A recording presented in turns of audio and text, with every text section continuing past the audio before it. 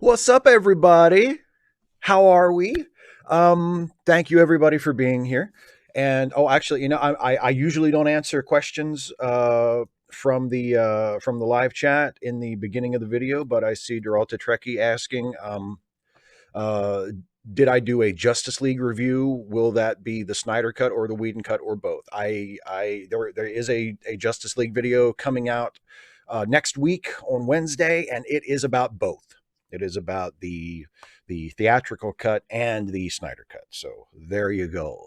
Double the pain, double the suffering. Anyway, so as always, as I said before, thank you all for being here. Thanks for joining me. I will be answering questions from Patreon patrons first. I know, Dana. I'm sorry. I'm sorry. Anyway, I will be answering questions from Patreon patrons first. When I get through those, I will turn to the live chat for the rest of the show. So if you are in the live chat and you have a question, or you're thinking of being generous with a super chat or anything like that, and you just have something that you want me to talk about or you want me to see, wait until I get through with the patron questions, and then I'll spend the rest of the time hanging out in the live chat. So first, to the patron questions, shall we? And the first patron question is from Dan Dennis, who says, ever since a crippling winter storm struck Texas last month, I'm reading more and more about mutual aid as a way to better help my neighbors. I've given to the local food banks and night shelters here in Dallas, Fort Worth. What is your opinion on giving to charities versus mutual aid? I think that you should give to whatever organization is best suited to handle the problem that you are trying to help. So I tend to favor mutual aid in terms of like, dealing with local issues. Like if there's a mutual aid group, like for instance, several weeks ago on the conversation stream, I was talking with Danielle Muscato, and she works with a mutual aid organization in Louisville that feeds homeless people, that specifically feeds homeless people, but feeds food insecure people, just generally speaking. And that's a mutual aid group. And so, generally speaking, I think mutual aid groups probably do a better job of using what resources they have to directly respond to the problem. So, if there is a mutual aid organization in your town or your county or your general area that is feeding hungry people, or trying to provide housing for people, or responding to any kind of social problem, I would tend to think that the mutual aid group probably does a better job than a more traditional charity. And now that's all. That's speaking very generally. I mean, your mileage may vary. It depends on the individual group. It's entirely possible there may be a mutual aid organization in your area that is not doing a very good job, and that you would do more good if you did donate to a more traditional charity as opposed to that particular mutual aid group. I would always recommend to do your homework and to figure out as best you can what organizations in your area are doing the best job, and could use your contribution in the most efficient way. But I would tend to favor mutual aid groups over charities. But I am not anti-giving to charity. I mean, like I just said about, there are probably some mutual aid groups that are the shits. Of course, there are charities that don't do nearly as much good as they could or should. There are charities that don't deserve your donation. And you just need to do your homework and figure out for yourself which ones you want to contribute to, which ones are doing the most good with what they are receiving from people in terms of donations. So yeah, but I would tend to favor mutual aid, but it's a case by case thing. And you have to do your homework and figure out who's doing a good job with the cause that you care about. Next question is from Andrew Michael, who says, Bonne nuit, Monsieur Le Shives. Comments. And then I don't know how to pronounce that. Ça va? I don't know how to pronounce that. So I apologize to all my French speaking people. Okay, that's enough pretentious assholery for now. Hope all's well with you. So, you know how Voyager was a brilliantly written and consistent show from start to end. Remember that genuinely terrific season 4 episode, Year of Hell, where a wounded, melancholy man with the terrible power to rearrange history was going to any lengths to bring back his lost love? Janeway, as a true hero would, sacrificed most of what gave her life meaning just to bring this horrific cycle to an end and save the destinies of uncounted trillions of people. That was a good episode.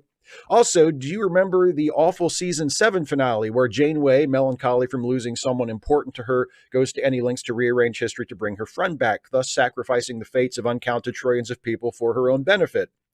That said, it's my wee daughter's favorite show, so I was wondering if you could say 10 nice things about Voyager, and no sarcasm. Well, before I start with the 10 nice things, we have a very different opinion on the Year of Hell episode. I'm not like a big fan of that episode really at all.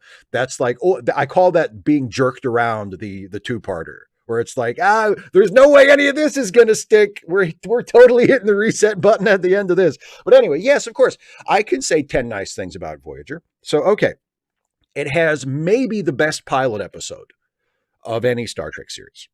It has maybe the best opening theme song of any Star Trek series. I love the opening theme of Voyager. The Doctor is a good character who actually has a little bit of a character arc throughout the series.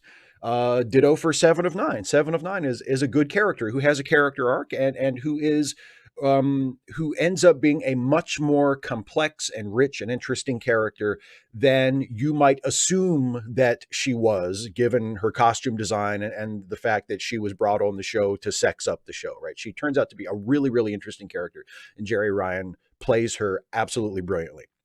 Let me see, that's 4. I like Kess. Kess was an interesting character who never quite got her due on the show, but was always one of the more interesting characters to me. I like Tom Paris, genuinely. I mean, he did sort of, like all the characters on Voyager, he suffered from having like random character traits like assigned to him throughout the show. But Robert Duncan McNeil always created a very interesting, very likable presence with Tom. So I always enjoyed Tom. Let me see. The first Q episode of Voyager, Death Wish, is an excellent episode. A really, really good episode. It deserves a spot as far as like the best Q episodes. In fact, it's better than Deep Space Nine's only Q episode. Let me see what else. What other? My favorite episode of Voyager, The Fall with Michael McKean as the clown, is a really, really good episode of Star Trek. Like I don't know how else to put that. It's a really, really good episode of Star Trek. Let me see. The Rock was in an episode. That was cool. The Rock was in an episode, and the episode he was in wasn't like one of the best episodes, but it's just cool to see The Rock in Star Trek. The Rock was in Star Trek, thanks to Voyager. That's 9. And 10. What's the 10th unironically good thing about Voyager? Let me see.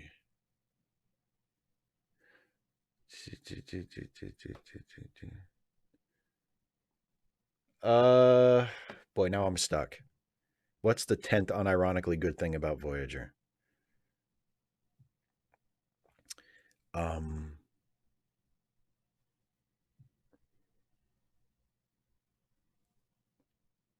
Kate Mulgrew was good. I like Kate Mulgrew. Captain Janeway isn't my favorite character, but Kate Mulgrew is a fantastic actor and does a good job with her. So there you go. It took me a second. I blanked on the 10th one, but yeah, I think those are 10 good things about Voyager. Patty Ginger O'Brien. As a native Puerto Rican, I'm convinced that statehood will one day come to our fair land, wherever that is. Haven't Googled it, to be honest. With DC statehood also a possibility, we could be seeing a 52-state nation. Frankly, I'm not certain we're up to the task. We'd have to replace all the 50-star flags with the new 52 design. It'll cost loads. We're bound to miss a few. We'd have to go back to the moon and swap all the ones there. It'll be a headache. Therefore, the solution is obvious. Remove 2 states from the Union and keep it at a nice round 50. Which 2 states would you remove and why? Texas and Mississippi. Bye, Texas. Bye, Mississippi. Actually, no. I mean, it's easy to dunk on Texas and Mississippi because they're deeply red states, and I mean, there are absolutely wonderful people that live in both states, but there are also a whole lot of belligerent assholes that live in both states. No, the solution is obvious. It's not to get rid of two states or like to kick two states out of the union. Look, we only need one Dakota. So merge North and South Dakota. That merges and gets rid of one, right? And like, do we really need both Montana and Wyoming? Like, can't we just like smash them into one thing? And that gets rid of two states right there. So there you go. Problem solved. Good idea, by the way. Good idea.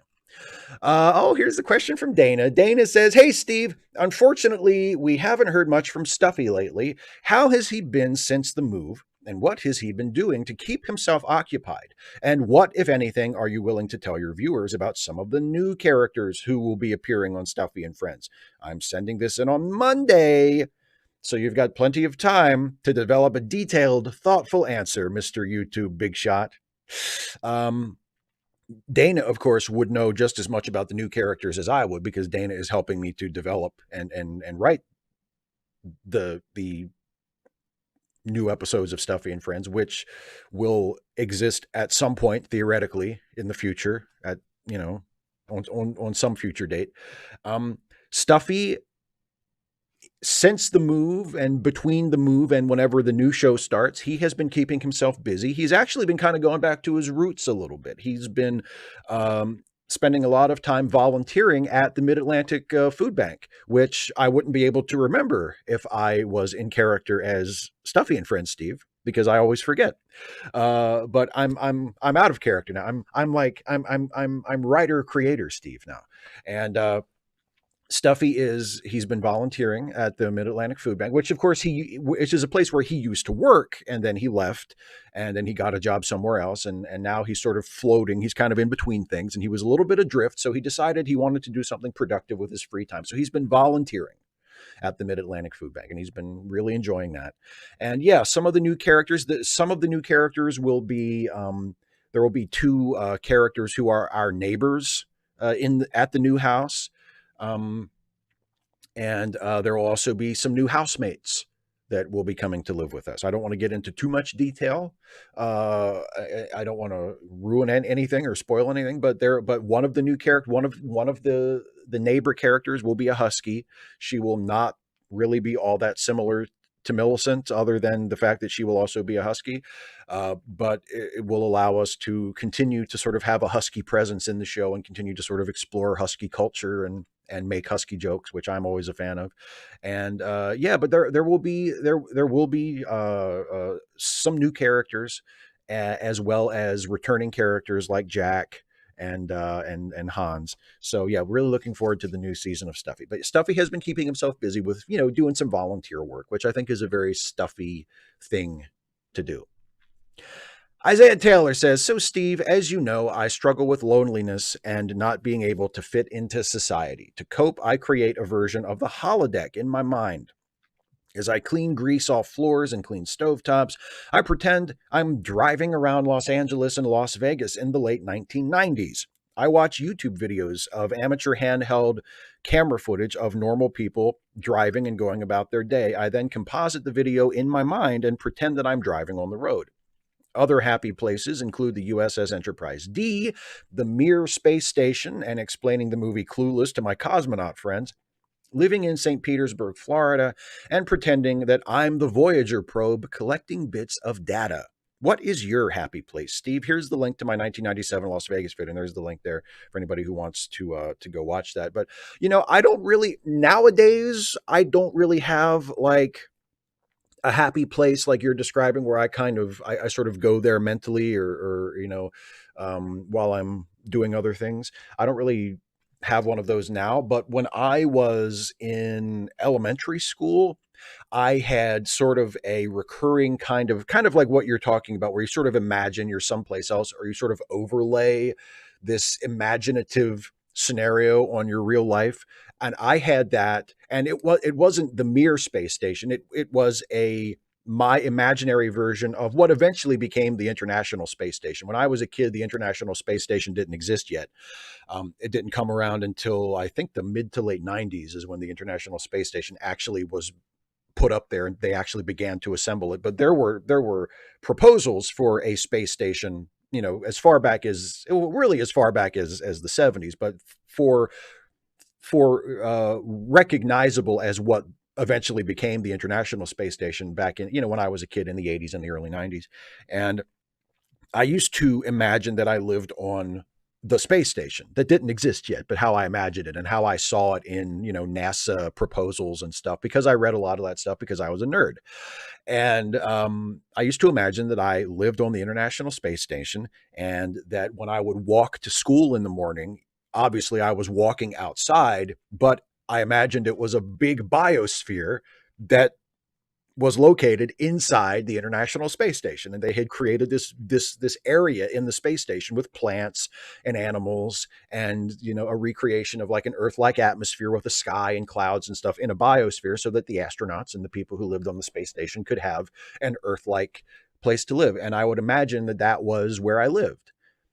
And yeah, so I don't really have a place like that in my imagination anymore that I go to, but I definitely know where you're coming from, because when I was a kid, I mean, I would sort of indulge in that fantasy, and it was really nice. It was really cool.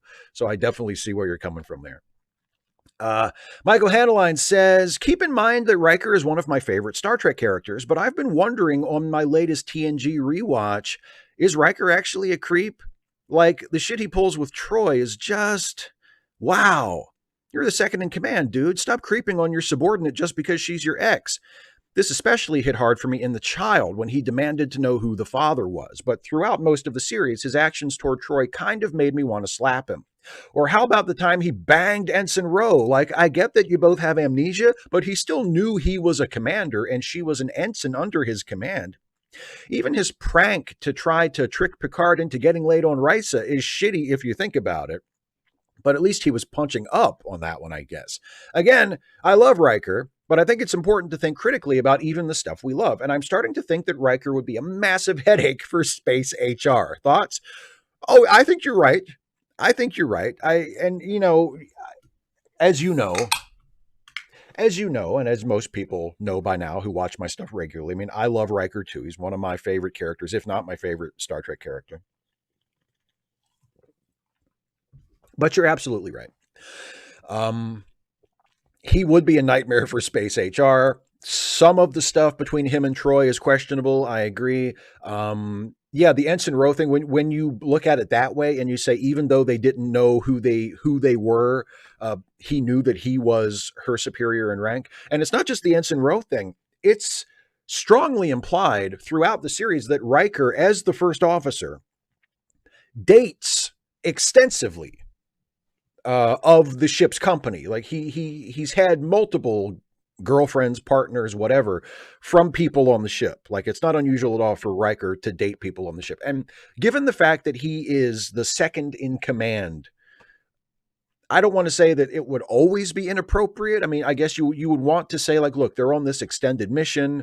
You wouldn't want to say, like, because he's the second in command, he can't ever have a social life. But, like, there would have to be some boundaries, wouldn't you think? And maybe dating someone who was directly beneath you in the chain of command, or like that, that feels kind of icky, doesn't it? Like, I don't know. Maybe there are regulations to cover it. Maybe by the 24th century, humans are so evolved and perfected that it's not really a problem anymore. Riker would never do anything untoward, right? Like prank the captain with a horgon. But I generally think that you're making a good point. Yes, I think Riker would be a massive headache for space HR. I agree with you. And a lot of that is down to just the writing of the show. Like the bit with Riker wanting to know who the father was of Troy's baby and the child. Like, they pretty much everybody treats Troy kind of shitty in that episode. Like, they ask really invasive questions, like in front of other people. It would have been one thing if Picard had kind of pulled her to the side with nobody else around and said, look, I'm sorry I have to ask you this, but, this is a very unusual pregnancy, and just, I need to make sure that the ship isn't in any kind of danger. Like, is there anything you can tell me about the circumstances? If that would have been one thing, but she's like in a room, in the conference room with all the other senior staff, and they're like asking her really intimate questions about this pregnancy and discussing, like, well, what are we going to do about this? And it just feels really wrong. And really, really like an invasion of her privacy. So, I mean, and Riker is definitely part of that. So, yeah, I agree with you. Jim Baker, what's your favorite quote from your favorite movie? I find Groundhog Day to be particularly sublime. Well, it's Groundhog Day again. And that must mean that we're up here at Gobbler's Knob, where the world's most famous weatherman, Punxsutawney Phil, is about to tell us how much more winter we can expect. Phil Connors. That's a good one. My favorite quote from my favorite movie. Well, my favorite movie is Sherlock Jr. So, I mean, there are quotes from that because it is a silent movie, but obviously there's dialogue that is, passed along with title cards.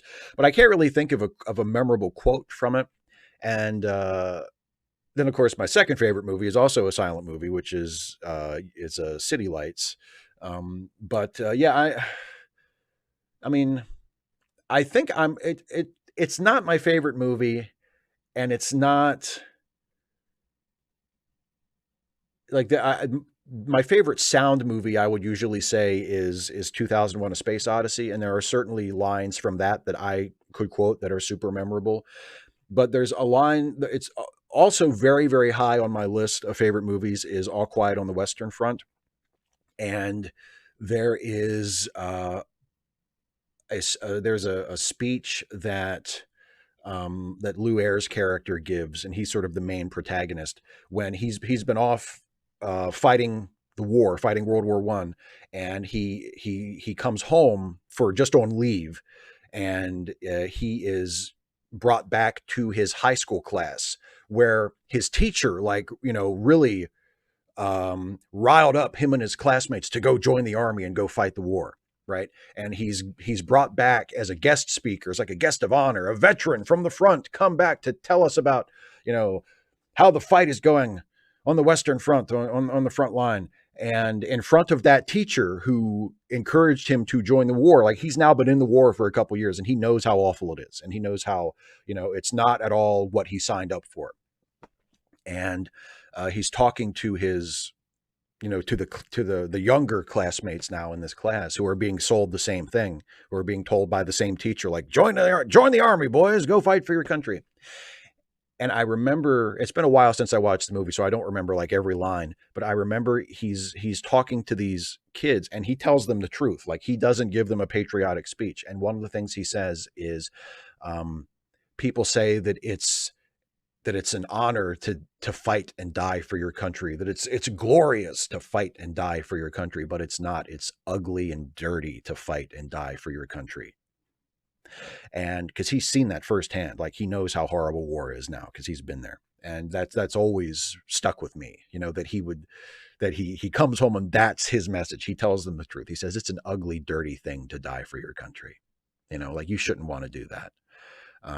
Maybe sometimes it's necessary, but you shouldn't welcome it. You shouldn't be excited about it. We shouldn't be glorifying it. It's terrible.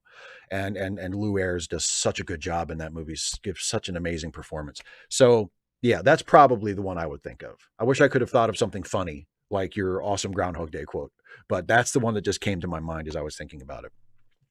Agent Meister, hi Steve, I hope this finds you well. I have been rewatching Voyager in recent, a lot of Voyager questions this time. I've been rewatching Voyager in recent weeks.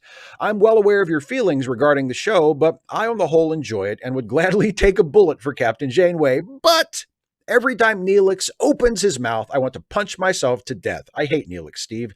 I hate him with the fire of 1,000 suns. I can't articulate why in less than 1,000 words. Just everything about him bugs the hell out of me. If the various directors told Ethan Phillips just be annoying, then the guy should have won an Emmy. I would be fascinated to hear your thoughts, given that you are seated, Buddha-like, in your Himalayan retreat, surrounded by incense, offerings, and scented candles, where you divulge your insights, which are divinely inspired, of course, to us, the great unwashed. Also, why do Voyager's nacelles change position when it goes to warp? Regards, Ancient Meister in Ireland. Well, the nacelles change position because it looks cool. That's the reason. They came up with an articulated model for Voyager. So when it goes to warp, the nacelles go from flat to they come up a little bit at an angle, and it looks cool. That's the only reason. Maybe there is like an in-universe. I'm sure that some Star Trek nerd knows the reason why the nacelles go up at an angle when it's about to go to warp. I don't know. I never gave enough of a shit about Voyager to look it up. So check Memory Alpha if you want to know the in-universe reason. But the real reason is that it looks cool, and it does. It does look kind of cool. Maybe that's 11 unironically good things about Voyager. When the nacelles go up at an angle before it jumps to warp, that looks cool. I have to tell you, I don't have a huge problem with Neelix. I used to not like him, but I did a rewatch of Voyager. It's been several years ago now. I'm not usually super eager like to jump in and watch Voyager, but I did do a start to finish rewatch of it a couple years ago, and I actually sort of came around on Neelix. I didn't end up liking the show that much more than I ever had. I still don't think it's that great of a show, but I thought Neelix was okay. I mean, yeah, there are times when he's annoying, but there are times when pretty much every character on that show is annoying because it's just not that well written of a show, generally speaking. I thought Neelix was okay for the most part, especially after like the first season when they kind of settle down a little bit and they're not trying so hard to make him quirky.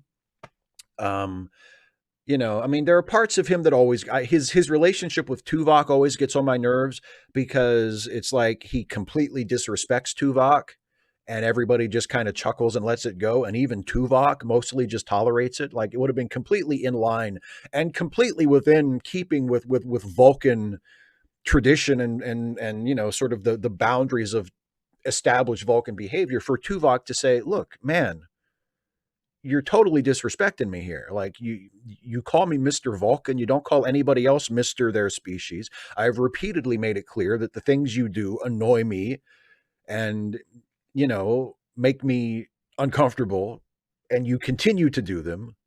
Just knock it off. Tuvok never did that. And nobody else, like Janeway never pulled him aside and said, God, just stop fucking with Tuvok, please. He's the head of security. He's like my best friend. Just stop fucking with Tuvok, would you? But generally speaking, I think Neelix is actually okay. Like I'm not an anti-Neelix person. Maybe that's surprising to some folks, knowing that Voyager is my least favorite show, and maybe you think that like I would take any opportunity to jump on Neelix and be like, yeah, fuck Neelix. I don't think, especially within the context of that show, which I find mostly to be pretty mediocre, I don't think Neelix is an especially bad character. I think Neelix is usually fine. So, yeah. But I appreciate your ability to at least try to articulate your hatred of him. Eric Allen says, all right, Steve, I've never understood the hate for Wesley Crusher. Is he a super annoying snot-nosed brat? Yes. Is he a Gary Sue? Undoubtedly. But I think his presence in the show allowed the writers to create stories and plot threads that they wouldn't otherwise be able to tell.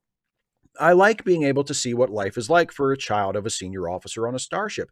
And I like seeing a little bit of what goes on at the academy. I still hate Locarno. And most importantly, I love seeing the emergence and growth of a pseudo father-son type relationship between Picard and Wesley, which ultimately helps make our beloved Picard a much better person and a better character. I'd love to see him show up in the Picard series. So, Steve, why do you and many others hate Wesley so much? And given that, why should I ever let you into my kingdom of Allentown? Okay, I did take a cheap shot at Wesley recently in one of my videos. I did do a little bit where I had like a picture of Wesley come up on the monitor behind me and say like, Wesley, no one will ever love you. And a lot of Wesley fans leapt to his defense in the comment section, and quite rightly. I took a cheap shot at him, but I honestly don't really hate Wesley. I think Wesley, just as I don't hate Neelix and think Neelix is a fine character, Wesley is a fine character most of the time too. Most of the really annoying Wesley stuff happens in the first season when the show overall was mostly very bad. So it's unfair to single out Wesley and say, oh, Wesley sure sucked in the first season. Like all the characters sucked in the first season for the most part. I still stand Tasha Yar. But, generally speaking, the show just wasn't very good. And starting in season 2, the show began to get better. And by season 3, it became actually a good show, a consistently good show. And Wesley grew and changed and improved along with that. So I don't think Wesley is that bad of a character. I think, especially in the first season, he wasn't terribly well written. I think, yeah, you're right. A character like that, a young character, a character who is a child of a senior officer, a character who can have kind of a mentor student relationship with the captain, all of which they eventually did okay with by Wesley. But at the beginning, like it seemed like the writers had these ideas and they had possibilities and directions they could go with Wesley. They just didn't really know how to get there. And I think a lot of, sort of resentment and animus is directed at Wesley because of that. And you're right. And yeah, he is a Gary Stew. And, he is sort of a little know-it-all, again, mostly in the first season. So I think a lot of people sort of formed a negative opinion of him from those early episodes, and it just kind of followed him after that. But especially watching the show now after having watched all of the episodes multiple times and having grown up with it and having TNG have been a part of my life for most of my life. Wesley's not a bad character. Wesley's a fine character, So what I'm saying is, please let me into Allentown, please. I got no problem with Wesley. Come on, man. Let me in. Next question is from Danny K. Hi, Steve. Which two Star Trek character deaths do you think were handled best and worst in their respective series? Well, I mean, best has got to be Spock in Star Trek 2. I think that was, especially in terms of death scenes, like the death of Spock was fantastic. The death of Tasha wasn't. The death of Tasha in TNG maybe wasn't handled like outstandingly, but the fact that they gave her a memorial service and that the memorial service scene at the end of Skin of Evil, I think is, and I made in my video about Tasha, I point to the death of Tasha and the aftermath of it in that episode, because you don't really see an aftermath after that because it's a very sort of episodic show, but the fact that you get a sense after Tasha's death that these people actually care about each other, like the people serving on this ship, they actually have formed attachments and friendship, and they care about each other. And it feels more real and more authentic than it had at any point in the show up until then. And it helped to push the show forward and allow it to start to become eventually what it became, which is a consistently good show. So in that respect, I would say Tasha's death was handled well. Even I know a lot of people say that, well, but Tasha's death was pointless and Tasha's death was arbitrary. But I mean, that was written into the episode, like it was supposed to, and it was a turning point for the show. So I would throw up Tasha's death too.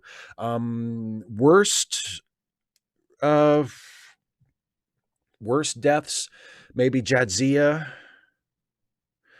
in DS9, and I'm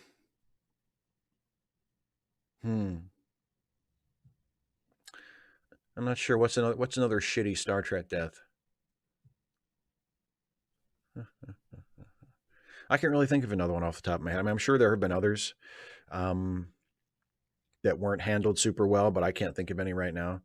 But yeah, the two I mentioned were I would nominate as the best ones.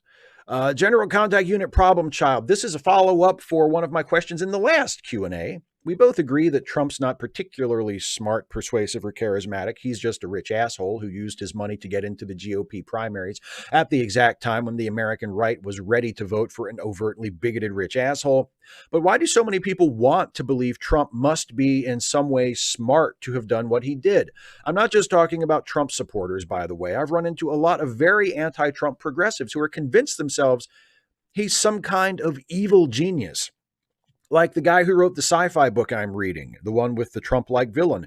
He prizes anarchism and regularly dunks on late capitalism in his books. He's obviously left-wing, but when he writes a Trump-like character, he feels the need to justify him getting into power by saying he's a master persuader or whatever. I don't get it.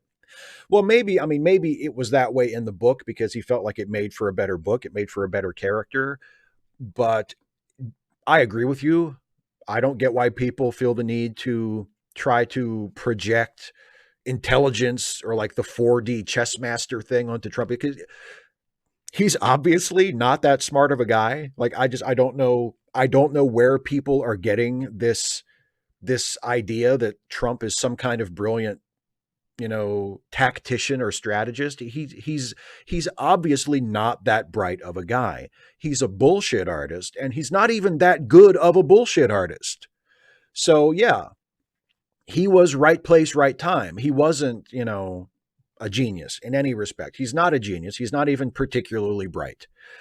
But I think maybe some people are um, are compelled to imagine that he is, for the same reason that some conspiracy theorists are compelled to imagine that there is some shadowy cabal pulling all the strings, because even though if that were true, that would be horrible and scary, at least it would mean that there was somebody in charge. At least there would be some kind of order to things. There would be some kind of explanation to things, not usually one to quote the Joker from The Dark Knight. That's more of an edgelord thing. But in The Dark Knight, when the Joker is talking to Harvey Dent in the hospital and he says, nobody panics as long as they know there's a plan, even if the plan is horrifying. And I think that's part of it. Like if Trump is just a really smart master manipulator, if he's a puppet master pulling strings and he's like that smart, then it's not quite as damning to our society that he was elected president. If it was something more than he was just a vessel for our ignorance and bigotry and fear, then we can let ourselves off the hook a little bit. Oh, we were hoodwinked by a genius. We were hoodwinked by a master strategist, by someone who manipulated us, with skill and with finesse. It's not that he was an obvious bullshitter who just told racists what they wanted to hear, and there are enough of those racists and enough people willing to go along with them and overlook their racism that he got elevated to power. No, no, no, no, no. It's not that. It's that he's actually really good and really smart, and he got one over on us, right? There's something I can imagine people being oddly reassured by that in the same way that conspiracy theories reassure people who believe in them. So maybe that's part of it. I don't know, but maybe that's part of it. Relic 5000, greetings from Canada. I thought all week on what question I wanted to ask you, but couldn't come up with one. I'd wanted to ask a question about LGBT plus representation in Star Trek, having recently come out as asexual, but I couldn't figure out how to word it. Anyway, now it's Friday morning and I still haven't figured it out. I'm making breakfast as I write this, so how do you like your eggs? Sunny side up? Omelet, over easy, poached, etc. Personally, I like them soft poached with hot sauce or a big old omelet with meat, mushrooms, and salsa. Ooh. When I make eggs for breakfast, my typical breakfast, I'm going back and forth between two options. I either have a bowl of cereal if I don't feel like cooking that morning, or if I feel like cooking, I'll have 2 eggs and 2 pieces of buttered toast. And that's like my typical breakfast.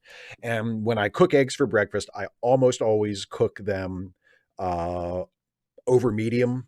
So just, cook them until the whites are solid and then flip them over just for a little bit, just long enough to cook the top of the yolk a little bit. You don't want to cook the yolk all the way through. You want it to still have a runny yolk so you can dip your toast in it and stuff. But, over easy or over medium generally is how I like to have my eggs. But scrambled is good.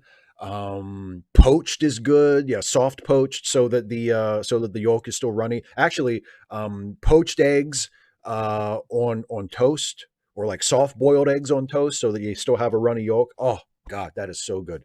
I might have to do that sometime. I haven't had a poached egg on toast for a while, but I might have to try and make one of those tomorrow, maybe like for lunch or something, because nothing better than an egg with a nice solid cooked through white, but a runny yolk on some toast. Oh, so good.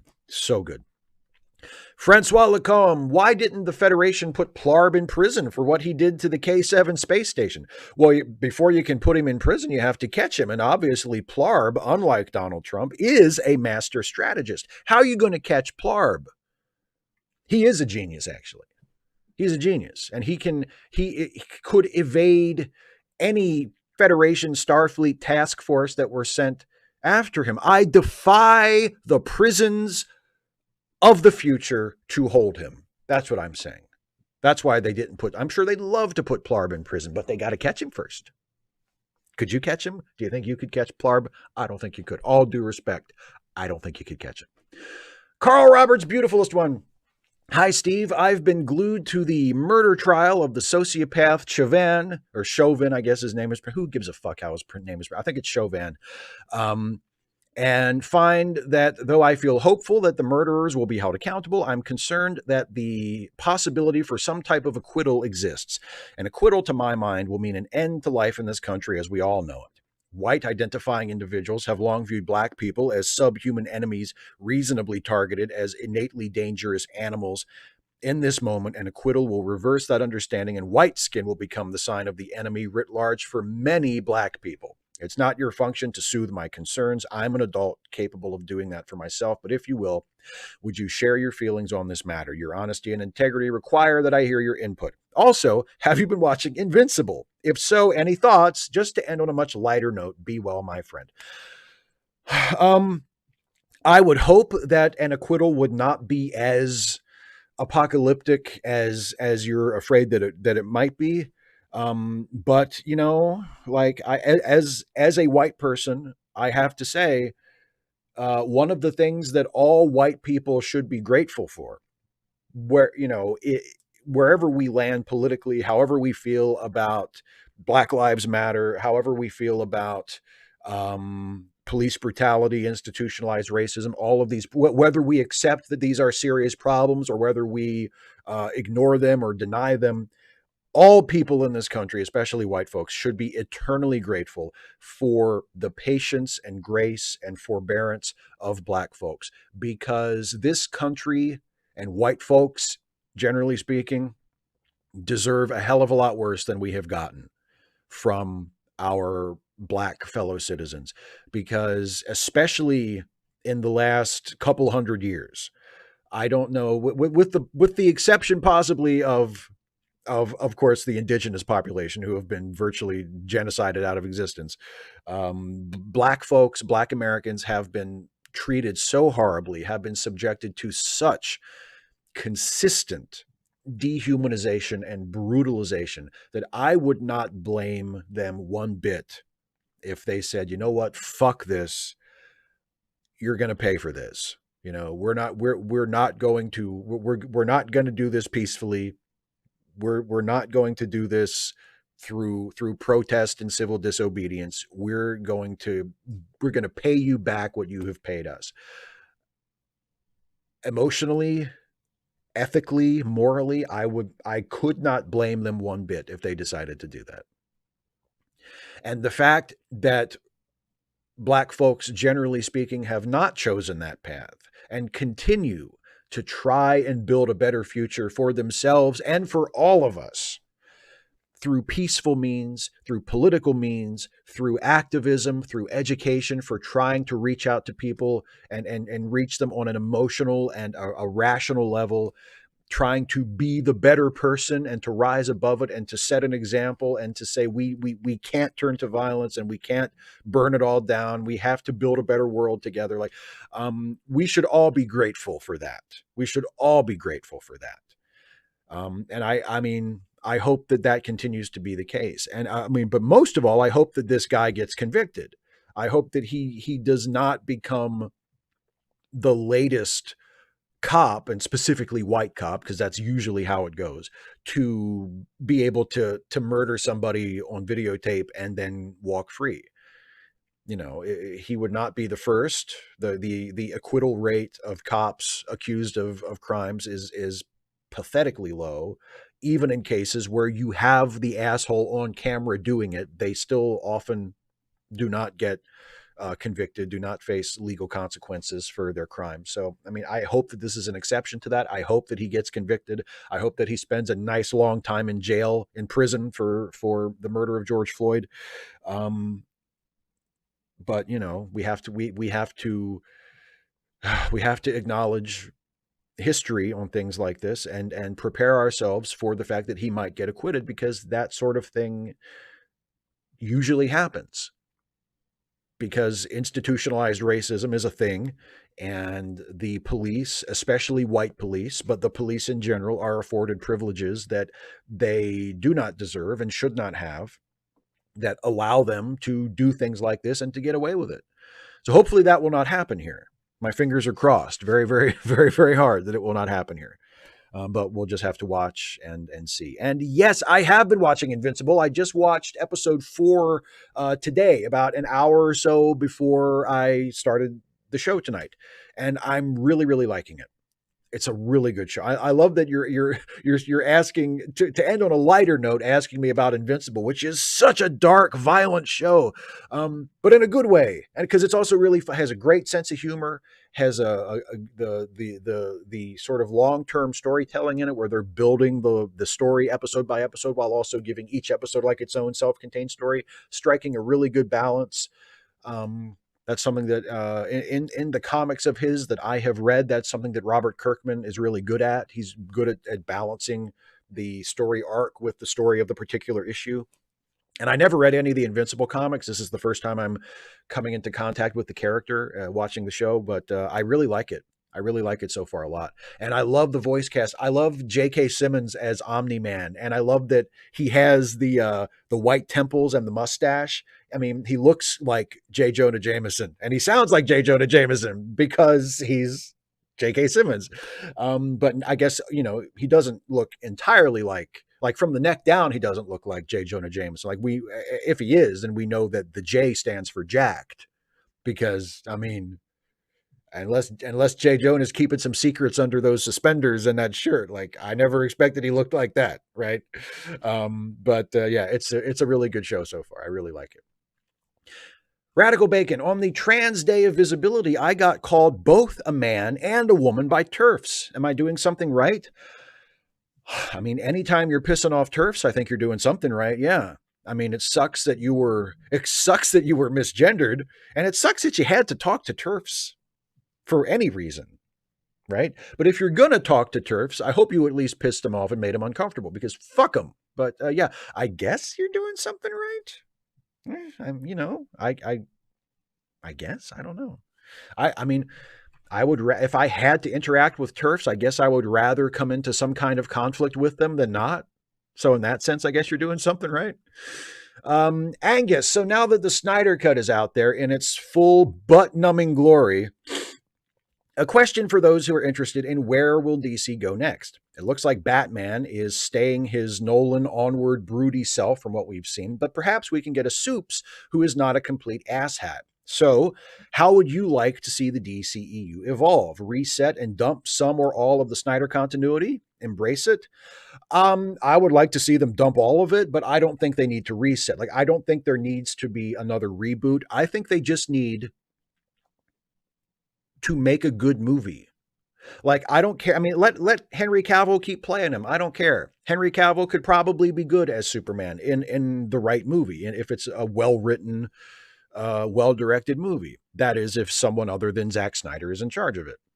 But just make a good movie. Who gives a shit about who gives a shit if it's keeping or dropping the continuity established up to this point from the previous film? Like, I honestly don't give a shit.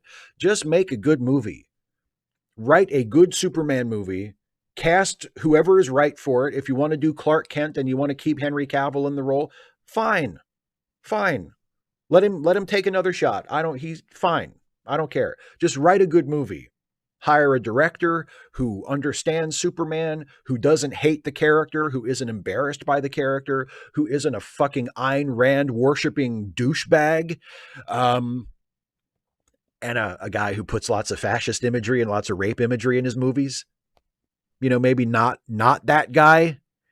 And just make a good movie. Like, I honestly could not care less about the continuity or about, I don't think it needs another reboot or a reset. Like, even if they recast Clark and they want to do another Superman movie and they pick another guy to play Clark Kent and Superman, right? It doesn't have to be a reboot. It doesn't have to be a reset. It doesn't have to be anything. Just come up with a good story for a Superman movie and make the movie. And who gives a shit what continuity it falls into, what universe it's in? It doesn't fucking matter. It doesn't matter. If you tell a great Superman story and Matt Reeves's Batman movie with Robert Pattinson turns out to be really good, and at some point down the line they want to do a crossover between Superman and that version of Batman, like, just do it. Just make the movie. Who gives a shit? Like, it's all made up anyway. Just make a good movie. That's how I would like to see the DCEU evolve. Whether it remains the DCEU or not, whether they change the name or drop that terminology, or I don't care. Just make good movies. That's the best way forward. Just come up with storytellers who have interesting, good takes on these characters and hire actors who can play them and just make good movies. And if you want to do crossovers further down the line, you want to have a shared universe again, fine. But just don't fucking worry about it right now. Just make good movies. Just some random gig on the internet. I want to share something with you and your audience on March 31st for Trans Day of Visibility. A group of trans and non-binary streamers streamed games on Twitch that had one or more trans or non-binary folks on the development team. As we gave these games visibility, we were also raising money for TLDEF, the Transgender Legal Defense and Educational Fund. A lot of scary anti-trans bills are popping up in the US. TLDEF will fight them in the courts. Go to transgenderlegal.org to learn more about this trans-led organization and what they do. Since it's just a one-day thing, we had a goal of just $500. We would have been happy with $200. One person donated $200 in the second stream. We finished at 4 a.m. Eastern at $1,100. I even received raids from the streamer Hackbolt and our good friend Kevin Logan. Running out of characters, I will drop the links to all of the streamers in the chat. Finally, a silly question. Are you really going to watch Season 3 of Titans? I am not planning on watching Season 3 of Titans. No, I think I'm done with Titans. I'm really excited about Season 3 of Doom Patrol. Probably going to skip Titans. Fool me once, shame on you. Fool me twice, shame on me. Fool me 3 times, Dana would get really, really mad at me. And she's already pissed at me enough for watching both versions of Justice League. I don't want to tempt fate. So no, I'm probably not going to watch Season 3 of Titans. Definitely going to watch Season 3 of Doom Patrol because Doom Patrol is an awesome show. And that is awesome. A goal of 500, ended up doubling it and then some, raising $1,100 for the Trans Legal Defense and Educational. That is awesome. That is awesome, awesome, awesome. And yes, anybody watching, if you didn't donate or would like to donate, transgenderlegal.org, go and donate to that organization. I've had people. I think one of my past guests on the conversation stream chose that as their charity. But yeah, it's a great organization, and absolutely that is awesome. Congrats and good for you, for everybody, all the streamers involved in raising that $1,100. That's awesome. John Burns, forgot to take the question thing out of there. John Burns says, Steve, I hope you're not having a good Friday. I hope you're having a great Friday. Why? You know what day it is? Well, in addition to Good Friday, it's Yay Capitalism Day. I know those billionaires who don't want to make the vaccine can get a vaccine passport on the black market and go to their private airport and hop into their private jet and fly where and whenever they want. But for the rest of us, taking the vaccine is more important the higher you are. Why? Because if you don't lose your career or even worse, your business, because if you don't lose your career or even worse, your business. So yay capitalism. Does not apply to the 1%ers. I was chatting with a friend of mine who owns his own business, and he mentioned not wanting to take the vaccine, but if he needs to be in one of the 3 places in the US, we live in Canada, he has to take it or his business will suffer. Maybe not today, maybe not tomorrow, but one day and for the rest of its life. P.S. Line of Fire, Dark Matter, and Resident Alien you should be watching. As usual, I can make hide nor hair out of anything you said. I will say I agree with what I think you're saying, that people should get vaccinated and that not being vaccinated is not a very wise choice either for your health or for your business. I think we're on the same page there from the best I can tell. And I've never, as you know, I've never watched any of those shows. I've seen previews of Resident Alien. And I think Resident Alien is on I think it's on Paramount Plus, which is what CBS All Access used to be. Haven't really felt like watching it, but maybe I'll check it out. We'll see. I don't know. Social Justice Alchemy stands Molotovs. Butts? Butts. Butt, buddy, butter, butts. A big butt got stuck in the Suez Canal. Anyway, I love how efficiently you use the character limit, by the way. Anyway, I'm thinking of building a hotel off the coast of Florida, underwater, a combination hotel, casino, and marine biology institute. Thoughts? Good luck. Good luck finding investors. I mean, unless I didn't know, and you've been like incredibly independently wealthy this whole time, and you're just going to finance your underwater hotel, casino, and marine biology institute yourself, in which case, good for you and best of luck. That's my thoughts. Good for you and best of luck. Joe McClory says Ted Cruz said a very telling thing about H.R. 1. Quote, it's about ensuring that Democrats remain in power and control for the next 100 years. H.R. 1 is not partisan.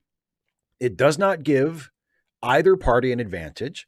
It doesn't favor urban or poor voters. It just clears the field of regulations that get in the way of fair elections. It drives me crazy that people aren't talking about this more. If elections were fair, the Republicans wouldn't win, and they would not be willing to change to meet the needs of the people for over 100 years, even if it meant losing. It is so infuriating that the Dems don't nail them to the wall with statements like this or tie them to the albatross that is Trump.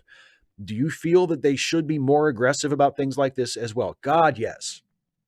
Absolutely. I would, first of all, yes, they should be hanging Trump around their necks any chance they get. But more than that, yeah, whenever a Republican opposes a voting rights bill by saying, if this bill passes, Republicans will never win elections anymore, every elected Democratic official in the country should be jumping on in front of any camera or microphone that they can to point at that and say, what does that tell you about the Republican Party? If we're passing a law that is going to remove obstacles from people, preventing them from voting, that's going to make it easier for all eligible voters to vote, and these Republicans are saying, if you do that, we're going to lose our elections, what does that tell you about that party? What does it tell you about the ethics of that party? And what does it tell you about the non-existent mandate that party has? If Republican principles and conservative ideals were really as popular as they are always saying they are, if most people are conservatives, or if most people see that the Republican way is the best way, which is something that Republicans have been saying for as long as I've been alive, most people, they think that the Republicans have the most reasonable solutions, right? Most people, I think, are conservative, right? They've been saying that for years, for as long as I can remember. If that's really true, why are they so worried about policies that would lead to higher voter turnout, that would make it less difficult for all people to vote? It tells me that they know that they don't have a mandate. They know that they have to rely on things like voter suppression and gerrymandering, in other words, cheating, in order to win elections and maintain power. They know this. They know that the demographics are against them. They know that it's not a given that they would always lose a fair election, but they would probably lose a lot more elections than they win, especially in places in the South, like in Georgia, where Georgia is a red state by virtue of voter suppression. If not for voter suppression, Georgia would probably be a blue state. Technically it's a blue state now because Biden won it in the presidential election. Judging by the most recent election, it's a blue state. But historically speaking, for the last several decades, it's been a very, very reliable red state. But, it probably would be thought of more generally as a blue state, if not for the policies enacted by Republicans to make it as difficult as possible for specifically people of color to vote. So that's what I wish the Democrats would be more aggressive about that. Absolutely. I agree with you 100%. They should be nailing that to them every chance they get. When a Republican has the fucking balls to get up on TV and say in front of the world, if they pass this voting rights legislation, we're going to lose elections. What the fuck does that tell you? Yeah, I agree with you. I think they should be a lot more aggressive about it. And finally, last question from Lisa Garrison, who says, I know you aren't a fan of tabletop games, but have you ever tried wargaming? Battletech is pretty fun, and Warhammer 40k badly needs more leftist players. A big part of 40k fandom is overtly fash because the human intergalactic government in the setting is ironically fascist and theocratic as part of the setting's theme of being the worst possible future. Somehow they like it, even though it's pretty clearly presented as literally the worst. By the way, the season opener of the Ensign's Log was great. I've never tried wargaming. It doesn't seem remotely interesting to me. It sucks that a lot of Warhammer 40K fandom is fascist. I mean, I think you're right. It does sound like there need to be more left-wing players there. Good luck with that. I'm not gonna play the game. Like it's sort of like a not my circus, not my monkeys type of thing. Like, I mean, it sucks for people in that fandom, but I'm not in that fandom and I'm not gonna be. It doesn't sound remotely interesting to me. Sorry. Like, but having said that, having taken a shit on one of your on a hobby that you obviously love, let me turn around and say thank you for praising my show. I'm so glad that you enjoyed the opening of the 4th season of the Ensign's Log. And for people who don't know, our episode, our first episode of the 4th season went up today. So if you have been waiting anxiously for season 4 of the Ensign's Log to begin, it is now officially underway. The first episode of season 4 is up on SoundCloud and on Google Podcasts and every place else that you listen to podcasts. Although I don't think it's on iTunes. I don't know. That's a Jason. You need to talk to Jason about that. I'm kicking that upstairs. If it's not on iTunes or Spotify or whatever you like to listen on podcast, if it's not there, talk to Jason. That's not. I have no control over that. Yeah, I listened to it earlier today. I had not listened to the finished version. I listened to it earlier today, and I agree. I thought it was great. I mean, self praise is cheap praise, but I thought it was terrific. And of course, Jason is brilliant, and Dana is brilliant, and I'm okay. I think I have a couple of nice moments there. So yeah, I hope everybody who listened to it enjoyed it, and I hope everybody who hasn't listened to it is planning to listen to it, because it's a really good episode, and hopefully this is gearing up to be a really good 4th season. So now that that's out of the way, let's go ahead and turn to the live chat and see what everybody is talking about over there. And of course, the live chat viewer needs to be refreshed. I can't just click over and have the live chat viewer actually work. Hello. There it is.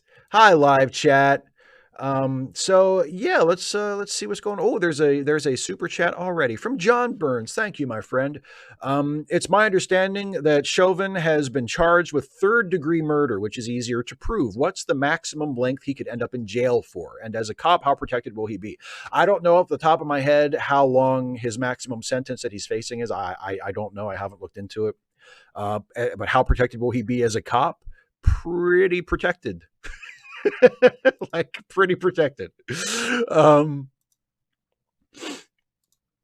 Secular Scholar says, how about having Maleficent come out as a trans man but otherwise stay the same to keep the character, but also explaining the change of, I think you mean Millicent in our show, in Stuffy, not Maleficent. No, Millicent is that character is retired. All of Ashley's characters have been retired. We're not gonna recast them or do anything like that.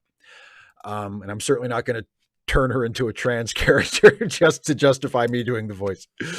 Duralta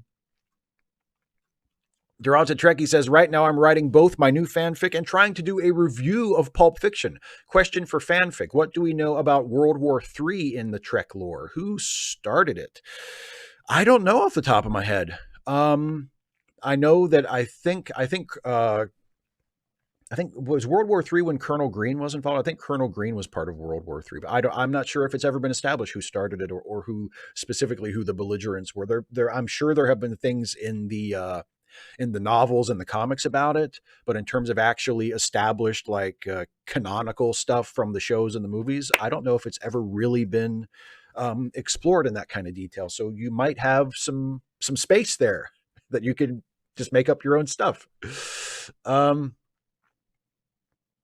255 AD says it's 40 to life. Okay, so the sentence that he's facing if convicted is 40 years to life. So there you go. That's better than nothing. Oh, Rockin' Donkey. That's a good one. Another really bad Star Trek death. Trip's death in the Enterprise series finale. That's a good one, meaning a bad one. Um, Cyril's Priapism. What did you think of the 2004 Dawn of the Dead? I thought it was okay. I didn't think it was like outstanding or anything. I mean, probably my second favorite Zack Snyder movie just by default, because I've only seen it once. I don't remember strongly disliking it. I think I thought it was fine at the time. Just really, I mean, pales in comparison to the original, but then again, it has a lot of differences to the original too. And I think James Gunn wrote the script for that. So, I mean, I remember it being, I would consider it well above average for Zack Snyder. Um, so I mean, I think like I say, I haven't watched it for a long time. But going just on memory from when I first saw it, I think I liked it at the time for the most part. Um,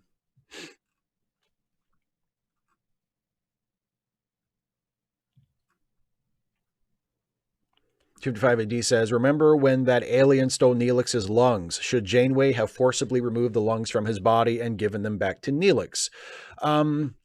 Well, the problem is that Janeway draws a line in that episode that she doesn't stick to for the rest of the show. You know what I mean? Like, if because Janeway basically said, "Look, the lungs belong to somebody else now. I can't just take them back, right?" But that doesn't become like a consistent moral principle for her. Her principles waffle widely based on the demands of a given episode, and that moral ambiguity, or that willingness to sort of have sort of changeable morals, is never acknowledged as an intentional part of her character. So that's a problem. Personally, yeah, she should have taken the lungs back. That's I mean, Janeway at her best has some kind of Captain Kirk like qualities, and I feel like that's what Captain Kirk would have done. Captain Kirk would have said, look, I mean, sorry about your luck, but that's my guy's lungs. You stole his lungs. I'm stealing them back. I'm sorry. Not my, you know what? To hell with you. This isn't my fault. I didn't start this. Give me the lungs. Right. I feel like that's what Captain Kirk would have done. And it's definitely what Captain Sisko would have done. So I think that's what Janeway should have done. But, the problem isn't so much what she did. The problem is that it became an example of her erratic writing throughout the series. Radical Bacon. I have not seen Lil Nas X's new music video. No, I've heard a lot of people talk about it. But no, I haven't watched it.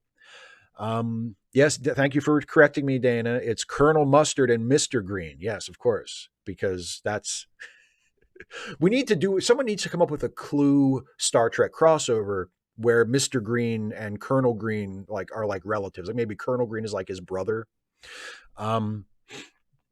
Derogatory Trekkie asks, what's your favorite and least favorite April Fool's joke? I hate all April Fool's jokes. April Fool's jokes are awful, and I wish people would not do them.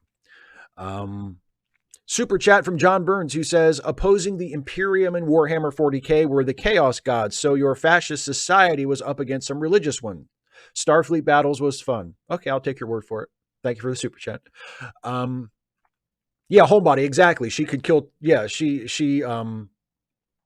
there's just a lot of. And also a super chat from Beautifulest One. Didn't want to miss that. It says, thank you so much for your thoughtful response to my question. I absolutely loved your video on Jesus films. Fantastic perspective. Yeah, I saw your comment.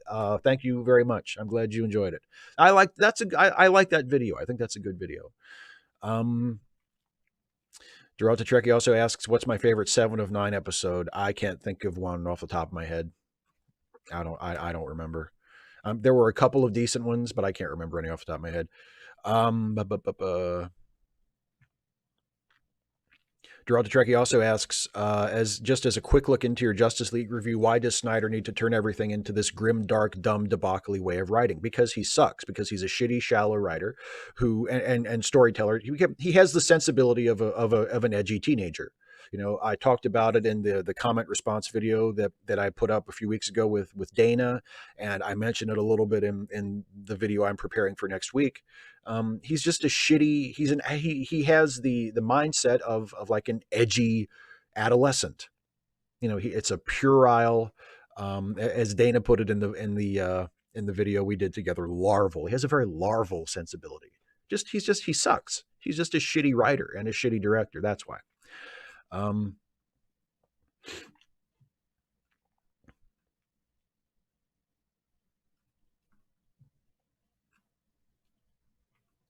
and Emerlion, no, I have not seen Jesus de Montreal. A lot of people mention that in the comments. I have not seen it. Lisa Garrison says, did you see there was an attack on the Capitol today? Do you think we are going to see more violence from the alt-right in the coming days? Yeah, I mean, I don't think it's going to go away.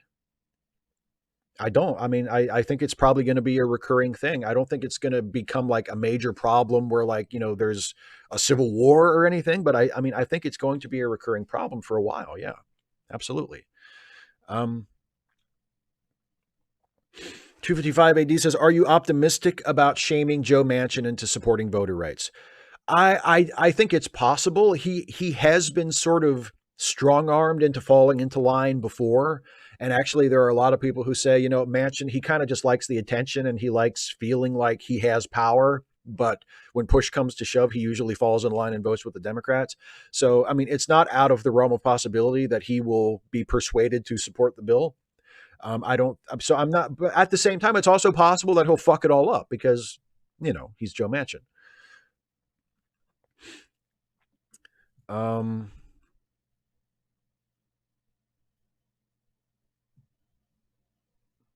255 AD says, when you go around space stealing people's organs and sticking them in yourself, you shouldn't be able to use your own right to bodily autonomy to protect yourself. Agree? I think I do kind of agree with that. Yeah, that's an instance where I feel like bodily autonomy can reasonably be set aside. If you are stealing other people's organs and putting them in yourself and then saying, you can't have it, bodily autonomy. No, that feels like a loophole. Sorry. No, give me the lungs. Come on. Give me the lungs. That's what I say. Super chat from Red Spiral Ray. Thank you very much. Says, I think a positive from Snyder's Superman is the way he shows the divide humanity has towards him. If a superpowered alien appeared tomorrow, a large amount of people would realistically react with fear. Yeah, but I mean, the problem is that, yeah, there were a handful of people in those movies that react with fear, including Batman and in Batman v Superman, at least. But the movie also wants us to believe that he was somehow this beacon of hope and optimism to people, despite the fact that he never does anything to earn that, So, I mean, that's like, you can say like, well, it shows that there's a divide. And also, I don't really think the movie was ever about that. Like Batman, I feel like Batman is not, we're not supposed to, the movie doesn't want us to side with Batman. At least not all the way, even though, I mean, in context, given how destructive and awful that version of Superman is, like Batman's totally in the right. Of course Batman should want to kill that guy. He's terrible. He's a massive threat to everybody. Batman's totally right. It's not like well, gee, they both have good points. No, Batman's totally right. Batman should want to get rid of that Superman. Another super chat from John Byrne says, check out Blood Bowl. You don't have to play it. A Brit, Jervis Johnson, saw an NFL game and thought, what if fantasy creatures could play? Dwarves and elves and ogres. Oh my. McMurdy's equals McDonald.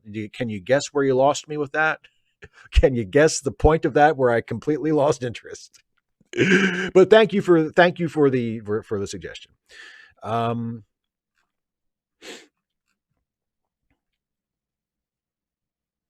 Radical Bacon asks, does the public know Superman is an alien? I think in most versions they do.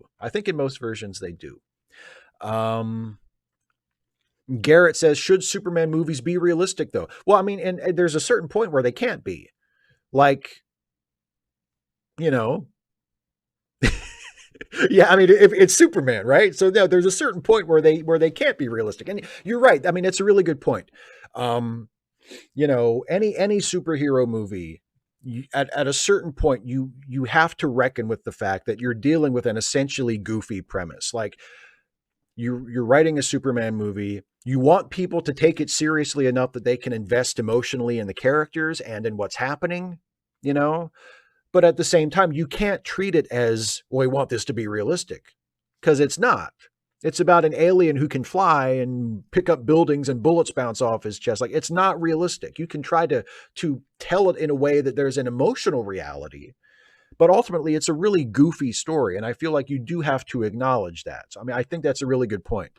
You can't hide behind, like, because that's a lot of people who sort of try to defend Snyder's take. They say, oh, he's just trying to make it realistic. No, he's not. No, you're hiding behind that. You're trying to slide realistic over with gritty, and grim and depressing, and say, see, it's realistic. No.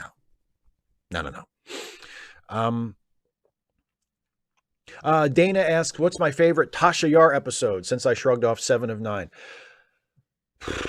What is a good Tasha episode? I don't know. I mean, see, the problem is that Tasha is actually, okay, favorite Tasha episode is Yesterday's Enterprise, which, is her return to the show. Most of Tasha's episodes are in season 1 when she gets killed off. And there aren't really very many good episodes in season 1 of Next Gen. And I don't know if there are any like good quote unquote Tasha episodes. But when she comes back, because of the time paradox in Yesterday's Enterprise, where the history changes and she's still alive, Yesterday's Enterprise is to a large measure a Tasha episode. Like, that's a really Tasha centric episode, and it's one of the best episodes of the series. So I would say Yesterday's Enterprise is my favorite Tasha episode.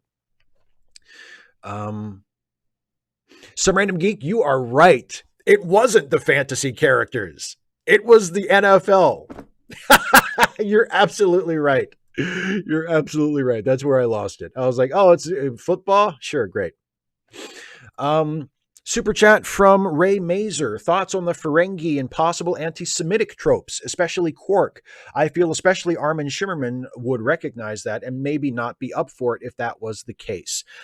I've talked about that before. I've never made a video about it, but I know I've addressed it in Ask Away questions before. I do think it's fair to point out that that the Ferengi have some anti-Semitic trappings, that there are things about the Ferengi that I don't think it was intentional, but it's easy to read the Ferengi as anti-Semitic. And I think it's a completely fair criticism. I think the actors who played them could claim innocence, because that was not ever the intention.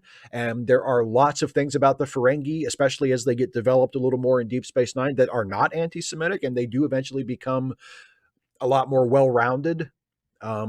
But I think it's completely fair to point out that there are at least apparently anti-Semitic things about them that could be read as anti-Semitic. I think that's a completely fair criticism to make.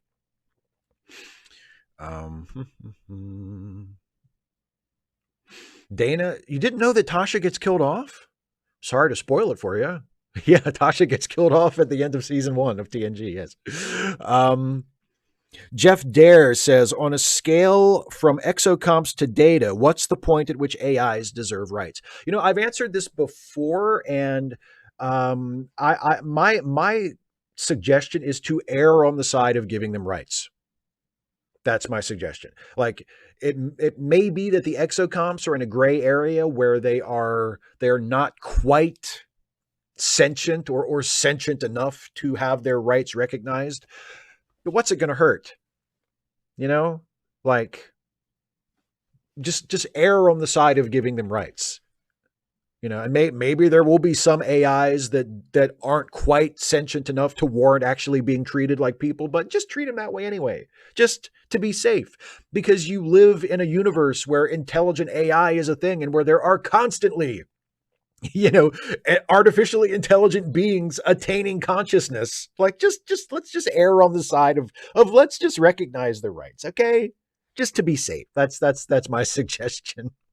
Yes, some Random Geek, I've seen you point out a couple of times in the chat. Yes, Jesse Gender on the very first episode of the conversation stream pointed out or chose TLDEF as her charity. And yeah, if you want to donate to TLDEF, it's tldef.org.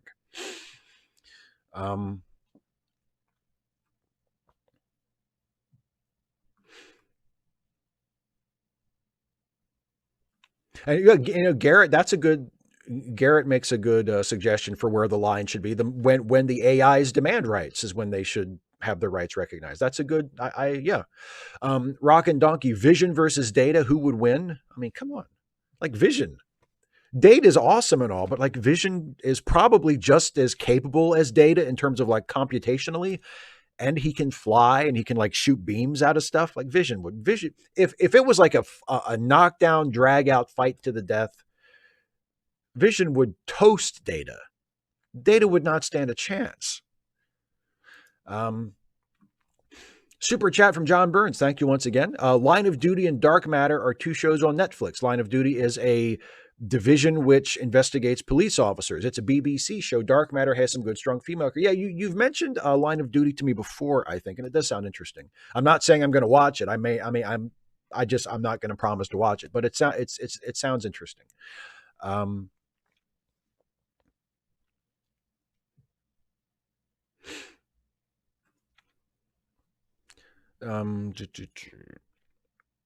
255 AD says, question, so the local police commissioner is coming up for election next week. Is it right to vote on who gets to do a job you think probably shouldn't exist? Yes, absolutely. Whether you think there should be a police commissioner or not, whether you think there should be police or not, who has that job is still going to affect life in your community. And if you compare the candidates who could potentially get it, there's probably one that would be better than the others, or even if it's a case of lesser of evils, like there's probably one person who would be less harmful in that job than the others. So yes, of course, even if you think that position should look, I don't think that judges should be elected. I think there should be judges. I think we should have judges. I don't think they should be elected. I think a judge should be as apolitical as possible. It'll never be completely apolitical because it's a political system. And even if we have nothing but appointed judges, the judges are still appointed by elected officials who are political figures. But no, I don't think judges should be elected. I think they should be appointed. And they should be as removed from the electoral political process as possible. But if a judge is up for election and that judge is opposed, and usually in my area, judges are almost never opposed when they go up for re-election. But if there were two judges vying for the same spot on the court, even though I don't think we should be electing judges, of course, I would want to find out who I think would be the better judge and vote for them, because that's going to affect people's lives, regardless of whether I think this is even an election we should be having or not.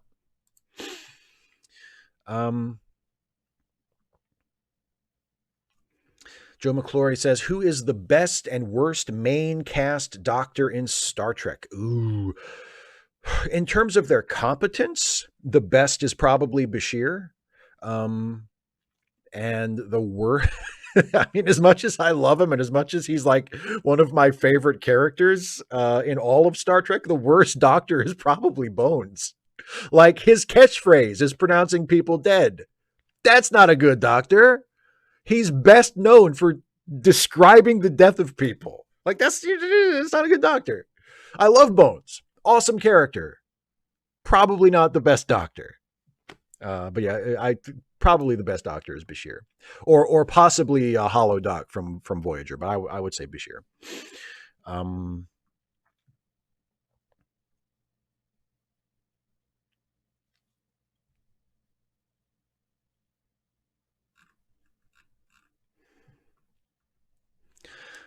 David C. Drake, favorite Odo episode. Actually, the next episode that Dana and I are watching for Trek Reluctantly is coming up, is Vortex from season 1, which is an Odo episode. That's one of my favorite. I don't think that's my favorite, but it's really high on my list of Odo episodes. And Joe, as a character, the best is Bones. As a character, the best is Bones, and the worst is it's tough. Who's the worst as a character of all the doctors?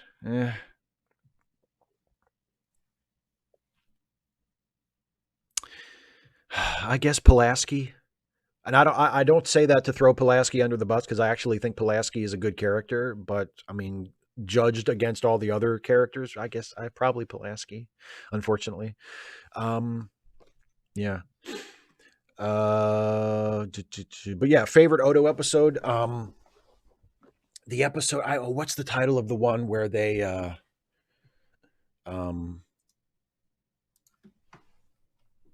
Let me see.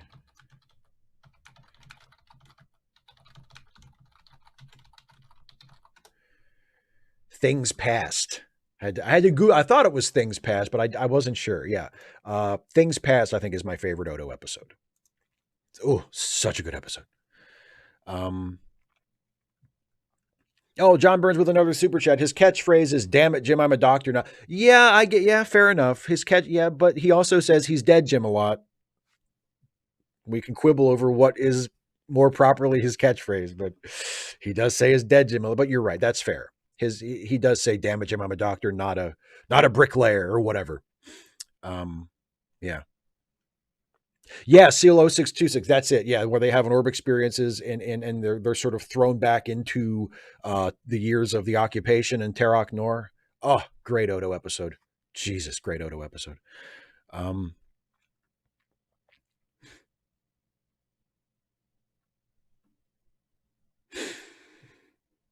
Duralta Trekkie asks, question concerning Justice League. Shouldn't all these I stand with Ray Fisher dudes and dudettes be more, hey, don't put his story in this overlong movie, give him a solo movie?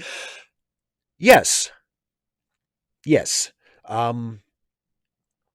I talk about this in my video going up on Wednesday, so I don't want to say it a whole lot here and repeat myself, but I will just say that I am not terribly sympathetic to the arguments that say the Snyder Cut is better because the Snyder Cut does right by Cyborg. The Snyder Cut doesn't do right by Cyborg. The Snyder Cut gives Cyborg a lot more screen time and puts Cyborg in the role of narrating a lot of exposition and backstory, but it doesn't really create a well-rounded, compelling character with him. So yeah, if people genuinely want to see Ray Fisher, get something good out of this and see Cyborg done justice on screen, then yeah, they should be saying, hey, hire somebody who isn't Zack Snyder to do a Cyborg movie and cast Ray Fisher to play Cyborg again, and let's see how that turns out. Because no, the Snyder Cut isn't it. Like, I would love for that to be the case. I would love to say that I watched the Snyder Cut and I thought, boy, the Cyborg stuff was great. The Cyborg, I wish it was. The Cyborg stuff wasn't great. The Cyborg stuff was a drag because it was mostly just exposition and backstory.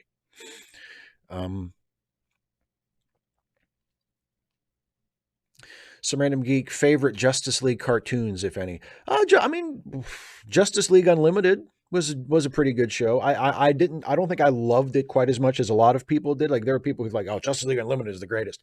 It was pretty good. In terms of the animated movies, I have always thought, since I first saw it, I thought that their adaptation of Darwin Cook's New Frontier was excellent. Like the comic New Frontier, one of my favorite DC comics of the century so far. Like, I thought it was just amazing. And the animated movie that they did based on that was really, really good. So I would throw that out there too as one of my favorite Justice League cartoons. And it's not about the Justice League, but the Justice League is in Young Justice a lot. And I think it's, I still haven't finished Young Justice. I've sort of put it down and have been watching other stuff, but I'm in the second season of Young Justice and really liking it now. I mean, it took about a season and a little bit to grow on me, but I think it's a pretty good show at this point. But Young Justice is got to be up there in terms of animated depictions of the Justice League for sure. And I see Dana agrees with me, and so does Some Random Geek. Not surprising, because Some Random Geek is a big Young Justice fan, I know. Joe McClory says, keeping up with Falcon and Winter Soldier. Yes, I watched the new episode. Was it today I watched the new episode? I think so. Yeah. Yeah, I like it so far. I think it's a good show. Much more sort of in within the Marvel formula, like not quite as genre breaking as WandaVision was. Feels more like what you would expect, like from a Marvel movie. But really well done. And God, the banter, the chemistry between Sam and Bucky is just awesome. It's really good. Um,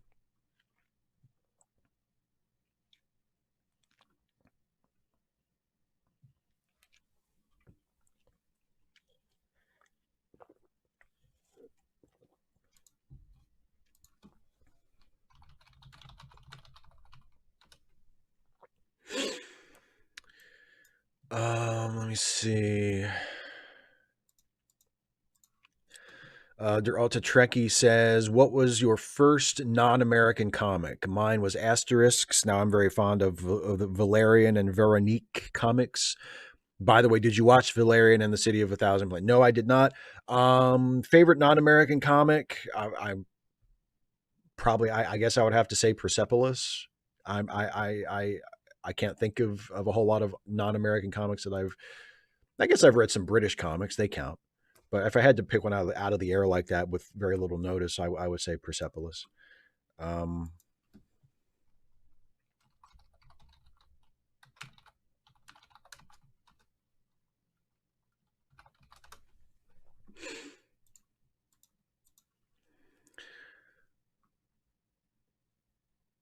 Derota Trekkie says, "Did you watch The Spirit? I liked it. Gabriel Macht did a good job. ScarJo and Samuel L. Pre-Avengers never got the hate for them. I have not seen The Spirit. No, I have not watched it. Um, no, but I mean, I like I know that it got really really terrible reviews. It didn't the previews I saw for it didn't really make it look that good. And I haven't watched it, but I will say I mean the Spirit, the comic book character is one of my favorites. I mean Will Eisner is the great genius of comics. I mean, I put him ahead of Kirby, ahead of Ditko, ahead of Stan Lee, ahead of, John Romita, like all of the great giants of comic books. They are all way, way below Will Eisner. Will Eisner was a genius. And The Spirit is his most well-known sort of mainstream work, and it's great. Like The Spirit is fan. And speaking of Darwin Cook's revival of The Spirit for DC several years ago was excellent. So I love The Spirit, but I haven't watched the Spirit movie. I've heard it was bad. I've heard it was real bad.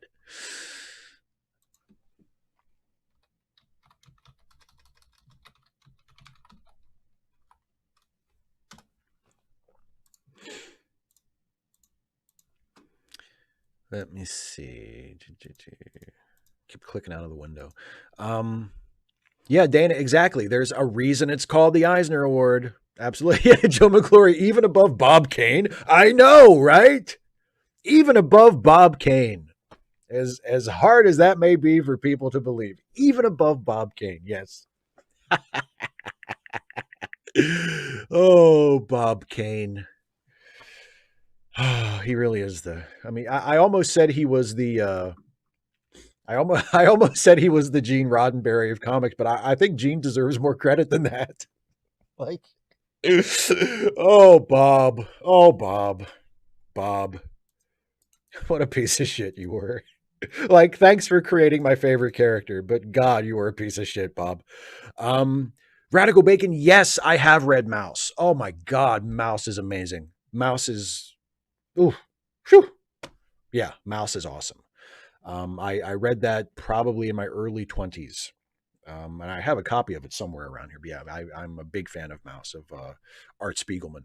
Um, Throughout the Trekkie says, "So I have an idea. We should allow the Fandom Menace guys to make their own Trek show. Hear me out, and then make videos about how Doomcock has no idea how to do a proper Trek show." I mean, it would keep them busy, if anything, right? Super chat from Ray Mazer, who says, "Have you read Hellblazer? It's one of my favorite." I've never read Hellblazer, actually. I've never read Hellblazer. I've never seen any of the Constantine movies or any, the. No, I'm like super unfamiliar with the character. Um, Secular Scholar says, would you ever read Star Trek crossover comics like Star Trek meets Doctor Who or Star Trek meets Transformers, just for shits and giggles at least? Yeah, I actually, Star Trek meets Transformers, I read that a couple months ago. That's where, and it's in the style of Star Trek the animated series. Yeah, I thought that was really good. And I've also read, and I've talked about it a couple times in other videos, like on live streams and stuff. Um, I've read the Star Trek Green Lantern crossovers that IDW did a few years back, and I enjoyed those too. Yeah, I've never read Star Trek Doctor Who, but I've read a couple of the Star Trek crossovers over the years. Yeah, they're fun. They're fun. John Burns, another super chat. Thank you very much. Once again, says Starfleet Battles was an interesting game because of the number of species involved. You could fly your ship, and then there was a sheet where you could mark your damage on. Sounds so much fun. Thank you for the super chat. um, oh, Geralta Trekkie, here's a good one. Who do you think is the better child character? Wesley, doing meaningful stuff, Molly looking cute, Kiriyoshi still looking cute, or Naomi Wildman cute / meaningful? Of the characters you mentioned, my favorite is Molly, but that's probably because she was on the best show. And I mean, Molly did at least participate in some really, really good episodes. Not that I mean Wesley had some good episodes too. I don't mean to throw shade at Wesley. Um,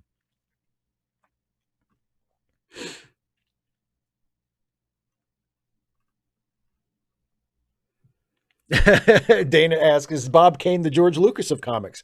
I think George deserves more credit than that. I do. I mean, the thing is, the thing about the thing that I think makes Bob more of a scumbag than George Lucas or Gene Roddenberry is Gene Roddenberry and George Lucas both created things that then other, I would say, more talented people took and made better than they did. Bob created something, and then other and more talented people took that thing and made it better than Bob had, but Bob still took all the credit. That is what I think makes Bob worse. Is that, Bob, and it's not entirely Bob's fault. This was not unusual practice in comics in the 30s and 40s for an artist to start like a studio and have other artists doing work that he would then just sign his name to as though he did all. Like, that was not that unusual, but Bob really liked to take credit for other people's work, you know. And I really don't think Bob deserves nearly as much credit for the early years of Batman as he gets. And you can tell, like, when Jerry Robinson comes on board and starts handling more of the art, you look at those early Batman comics from 39 and 40, and then in the early golden age, you can tell. Like, you can tell when Jerry gets there and starts doing the art, because it's a noticeable improvement. Um,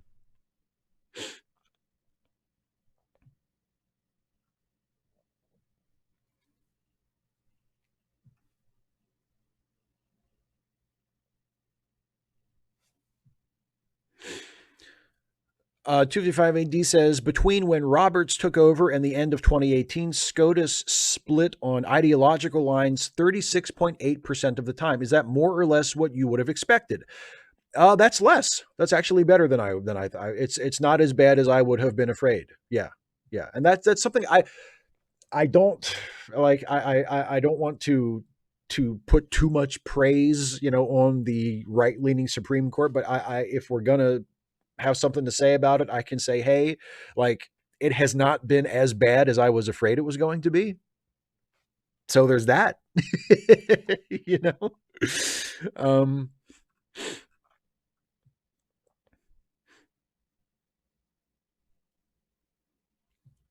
oh, Braden Goss says Bob Kane is the P.T. Barnum. Interesting. That yeah, I can kind of see that. He definitely had some Barnum-esque qualities. Francois Lacombe says Bob Kane is the Thomas Edison of comics. Ooh, I like that. I like that. That's a good one. Um, yeah, and Eric, I agree. I think Roddenberry is closer to being like Bob Kane than George Lucas. I agree.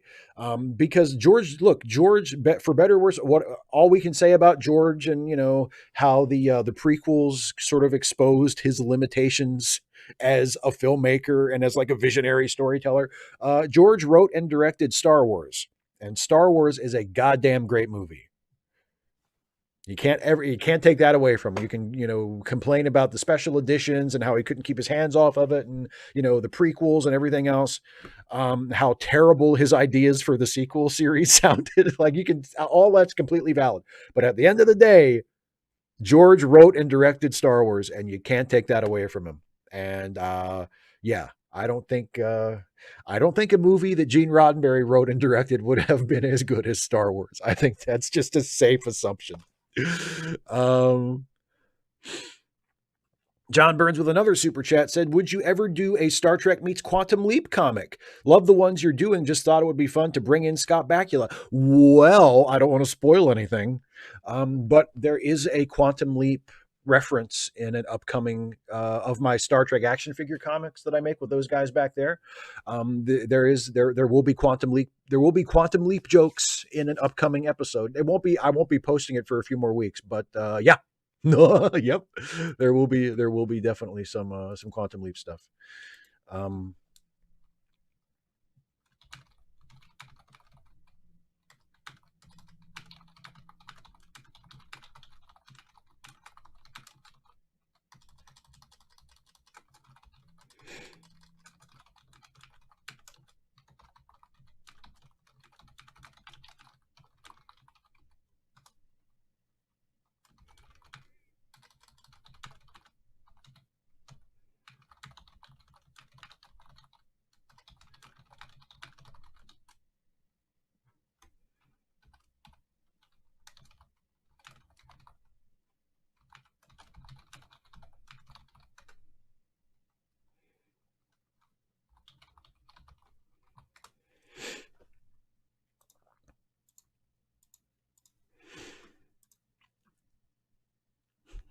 Radical Bacon says, I rolled a die and got a 1. What does this mean? I have no fucking idea. Ooh, beautifulest one. Ooh, boy. What you think? Steve Ditko or Jack Kirby? Ooh, boy. I have to say Kirby. And that's not just because Ditko turned out to be kind of a nut, which he did. Ditko turned out to be kind of a right-wing nut. I love Ditko's artwork. Ditko's run on Spider-Man is so fucking good. Like, it's Ditko's run on Spider-Man is one of the best runs of an artist on any comic book ever. I absolutely love it. It's just amazing. But Kirby did Fantastic Four and Hulk and X-Men, and just the sheer breadth of Kirby's contributions. And Ditko did other stuff besides Spider-Man too. I'm not saying like he only did Spider-Man, but I have to say Kirby.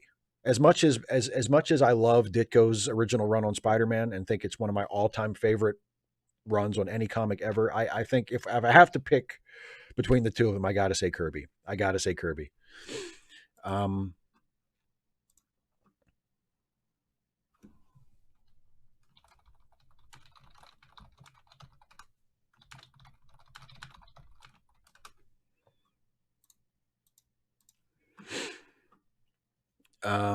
255 AD says, long lines don't stop you from going on theme park rides. Why should they stop you from voting? Shapiro said that last week. Is it dumber than just sell your flooded house?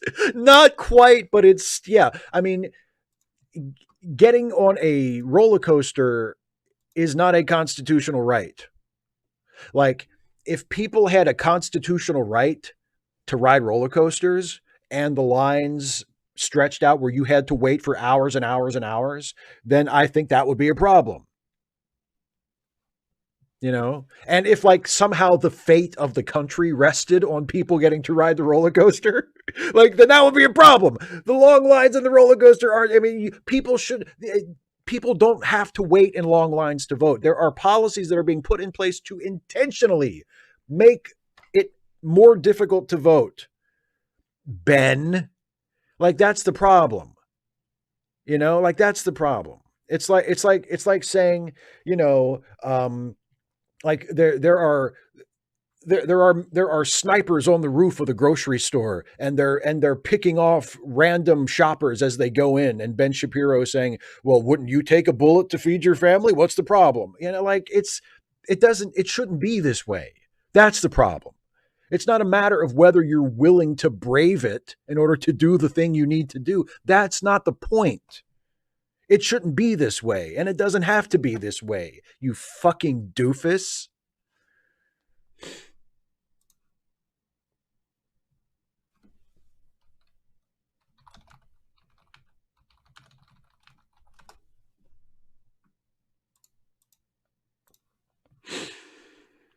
Oh, Jemshin says, hypothetical. Frank Miller writes a Star Trek comic. Do you read it? How bad is it? And what does he get wrong? I probably would read it at some point. It's probably awful. And what he gets wrong is I'm sure he writes the Cardassians as the good guys. I'm sure Frank Miller would probably watch like Deep Space Nine episodes and that show like the fascist, military dictatorship of the Cardassian Union. And he would be like, yeah, show trials. All the criminals are guilty before they're even, before they're even brought to trial. I like that. Yeah. Those are the good guys. Like, yeah.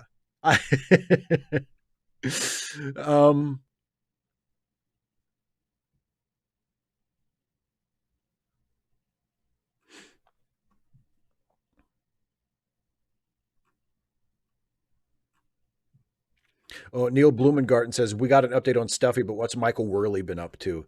As far as I know, he's enjoying his new job with the One True Church. Haven't heard from Michael lately, thankfully. It's been a blessing, really, to not hear from Michael.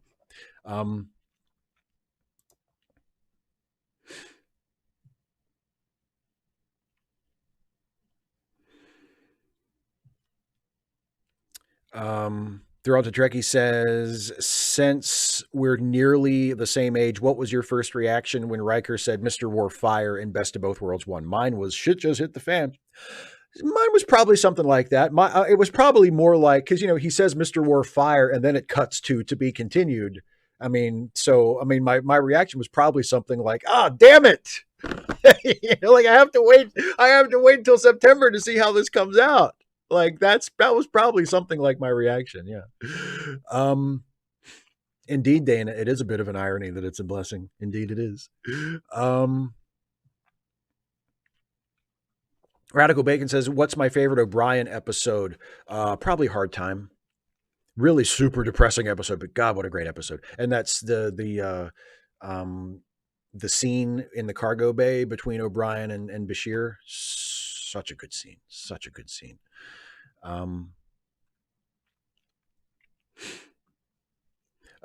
Chief Dancing Ostrich. It is possible that the mirror version of the Cardassians are good folks. Well, yeah, if we follow the typical convention of the mirror universe, then the Cardassians would be good folks. Because it's like the Bizarro world, in mirror universe, we do opposite. So, the Cardassians would be good guys. They would be good freedom-loving Democrats in the Cardassian Union. Absolutely. Lisa Garrison asks, oh God, what would Snyder or another objectivist even do with Star Trek? Ruin it, like he ruined Superman, because he doesn't understand the basic principles that, sort of animate it. Fuck it up is the short answer. They would, an objectivist or someone with Snyder's sensibility, they would fuck it up. They would fuck it up.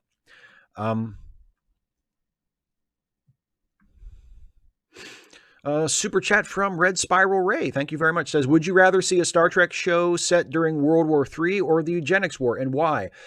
I don't give a shit about either thing. I would rather see a Star Trek show set in the future on starships. Like, I don't give a fuck about the backstory. But of the two, probably the Eugenics War, because you could do it as like a 1990s period piece. And maybe there's something interesting to be had there. Maybe you could have like, but honestly, I couldn't, to me, both of those are backstory. And I wouldn't care if I ever saw a show set during either. I don't give a shit. I'm not remotely interested in it. I mean, it's not, and I qualify that, as I always do whenever I say that, by saying it's entirely possible that someone could write a really great show set during one of those time periods, and I would watch it and think it was great. But just the idea doesn't excite me. Like if your pitch to me is, oh, a Star Trek show about World War III, like that by itself does not interest me at all. I don't give a shit. It's like when people say, have you watched Krypton? No, I don't give a fuck what happens on Krypton. Krypton is backstory. I don't give a shit about. I don't ever want to see a scene ever set on Krypton ever again. Like I don't need to know anything about it. It's backstory. But if I have to pick, probably the eugenics wars. Yeah.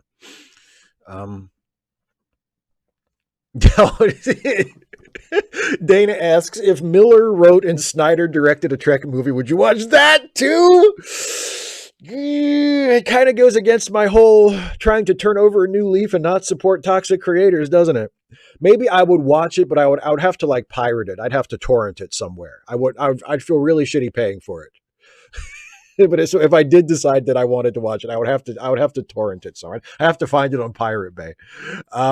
Super chat from John Burns, who says, how did you feel about the non-consensual scenes in the movie Wonder Woman 84? What about the non-scientific plane flight to Egypt? I didn't care at all about the plane flight. I know that that's like, how could the plane make it all the way to Egypt so quick without having to refuel? I did not give a shit about any of that. That didn't bother me at all. The non-consensual stuff in Wonder Woman 84, I was aware of it. I noticed it. I think I had a problem with it just because it would have been so easy to avoid. It just feels strange that they chose to bring him back in that way when they could have brought him back some other way and just had him just be Steve instead of inhabiting someone else's body. And then that would have avoided all of those consent problems. Um, it didn't take me out of the movie. It didn't stop. Like, my problems with the movie that I had were not based on that. That's just sort of a thing that kind of bothers me a little bit. And I wish that they had just fixed it in the script stage because it would have been easy to fix. But I didn't think it wasn't like a major problem I had with the movie. It was just kind of an irritating thing about the movie to me. But yeah, the plane flying to Egypt, I didn't give a shit about that at all. It didn't bother me one bit.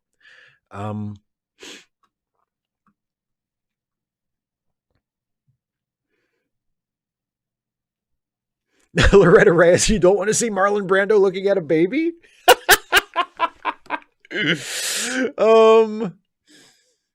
I mean, the thing, but see, that's why those Krypton scenes are there in the first Superman movie to justify, because they wanted Marlon Brando in the movie for the star power, and they paid Brando like $20 million.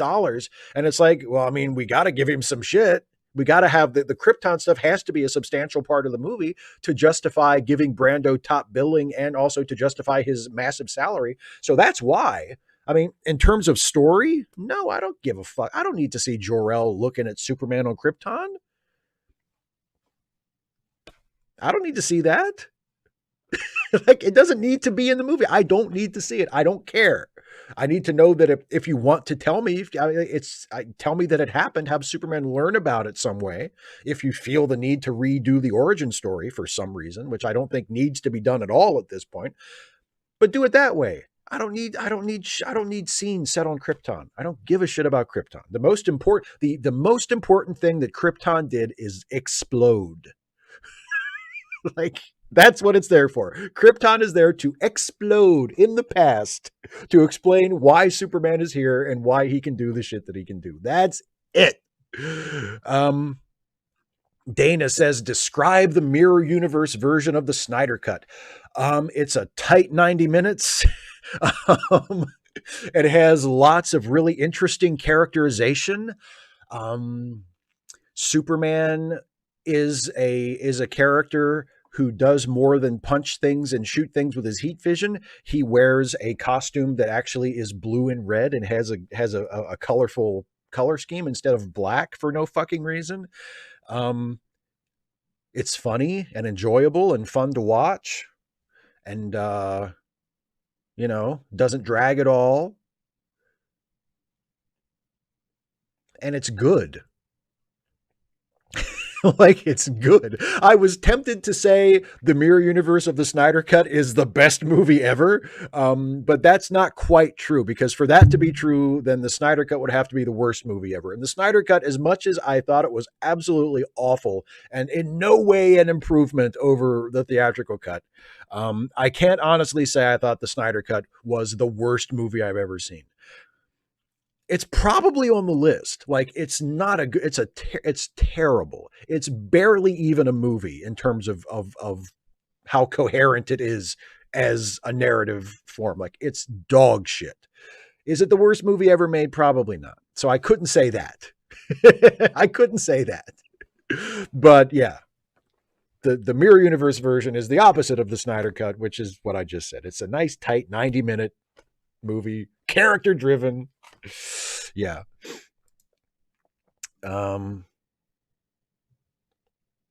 Yeah, Garrett says, so basically the version made by Marvel. Yeah, pretty much. Yeah. Pretty much. Um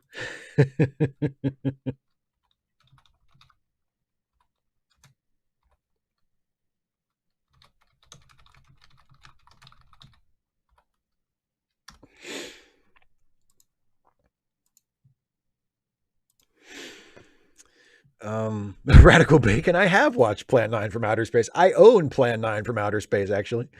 Um Oh, Jemshin, if Snyder left movie making and started a YouTube channel, he'd have 1 million subscribers inside of a couple of days, probably. The Snyder stands would flock to his defense. Yeah, absolutely. Um, Secular Scholar. Not only am I going to watch, actually, I am not going to watch Godzilla versus Kong because I already watched it and I thought it was great. I thought it was a ton of fun. It was a great popcorn movie. I really, really had a great time watching it. I love Godzilla movies. I don't talk about that a lot. I have never made like a video about Godzilla, but I love Godzilla movies. And I love the original King Kong versus Godzilla. I had that on VHS when I was probably 6 or 7 years old. I love Godzilla. And I thought Godzilla versus Kong was awesome. It was just a blast. It was just a blast. Um,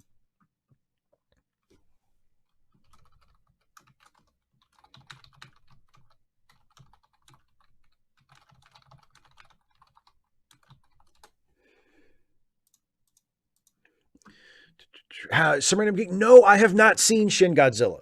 No, I've a lot of the more recent Toho versions I have not seen. I didn't see Shin Godzilla. No. Um, Garrett says, "How am I with graphic violence? Have I seen Alice in Borderland? Great show, but very violent. I haven't watched that. No, but I'm not like I don't have a problem watching graphic violence. Like, I can watch it; it doesn't like sicken me, or I have to turn away. Like, I have a pretty strong stomach.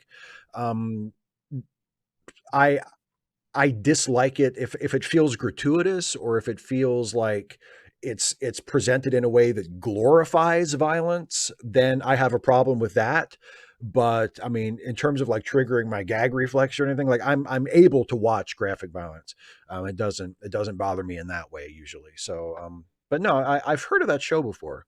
Um, some random geek. I think it is better than King of the Monsters. I think it is better than King of the Monsters. I liked King of the Monsters too, but King of the Monsters was not.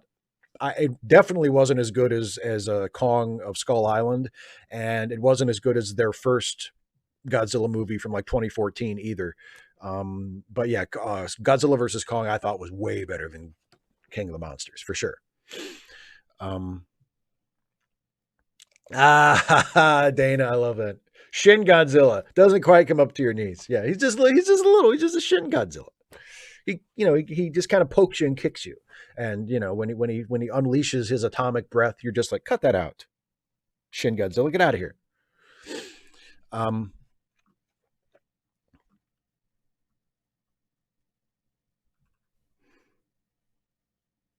yeah, Rockin' Donkey. I know I Wonder Woman 84 was a little slow moving. I mean, I thought, as I usually say about movies like even movies that I even like superhero movies that I like, I thought it was too long.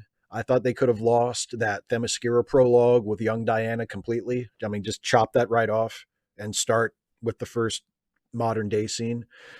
Just you don't need that. It's a nice scene in its own right. Like it's a really nice scene just in out of context, but in the context of the larger movie, like just you don't need it. Get rid of it. Um, and yeah, it does drag a little bit, you know. Yeah.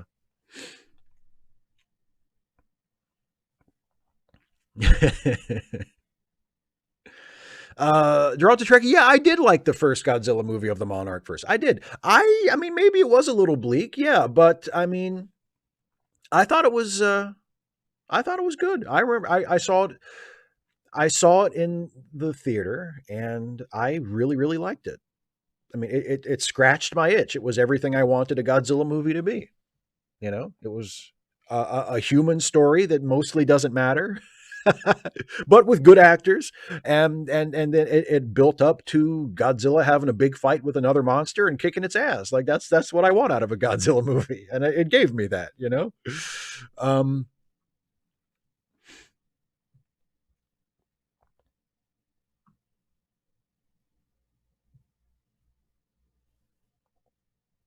Oh, 255 AD. That's a really good analogy. Yes. At amusement parks, you can buy like you can sort of upgrade your ticket so you don't have to stand in line. You can skip the line. Is that a good analogy for US democracy? Yeah, buddy.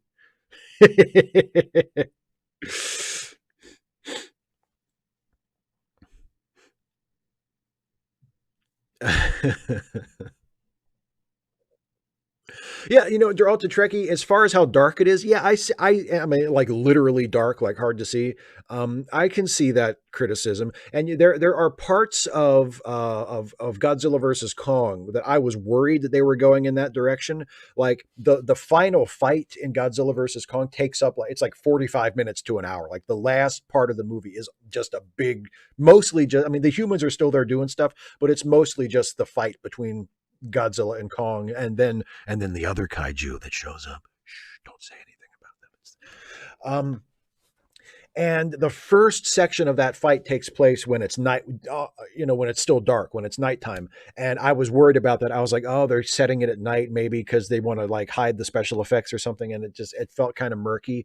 But the final fight, like the final stage of the fight, when it's really, winner take all, that takes place during the daylight and you can totally see what's going on. And it's awesome. So yeah.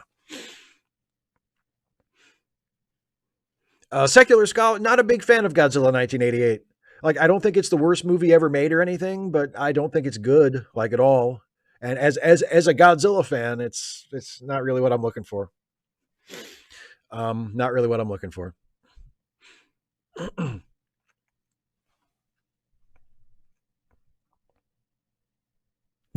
Ready, aim, sing. Spoilers, Christ! I didn't know Kong and Godzilla were gonna fight. Sorry, sorry. Didn't mean to ruin it for you by telling you that King Kong and Godzilla have a fight in the movie. I'm really sorry. Joe, what's my most obscure Star Trek figure? Um, of the ones I have back there, the most obscure, the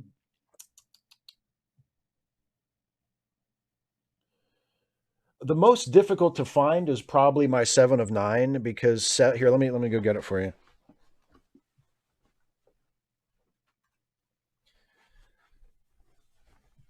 The most obscure is probably Seven because she's in the brown outfit, and this was actually a limited edition Target figure. But I mean, you can find. I mean, I say obscure, like you can find them on eBay. It's not like difficult to get, and it's not like super expensive or anything, or I wouldn't have it. But the mainline figure of Seven that was released was her in the silver outfit. This is her in the brown outfit, and I got her in this outfit because I just think she looks better in this. And the so I just not on the show even I never really dug like this silver outfit. It's like she's wrapped in aluminum foil or something. But this was like a limited edition, sort of a special Target only figure. So that's probably the most obscure one that I have.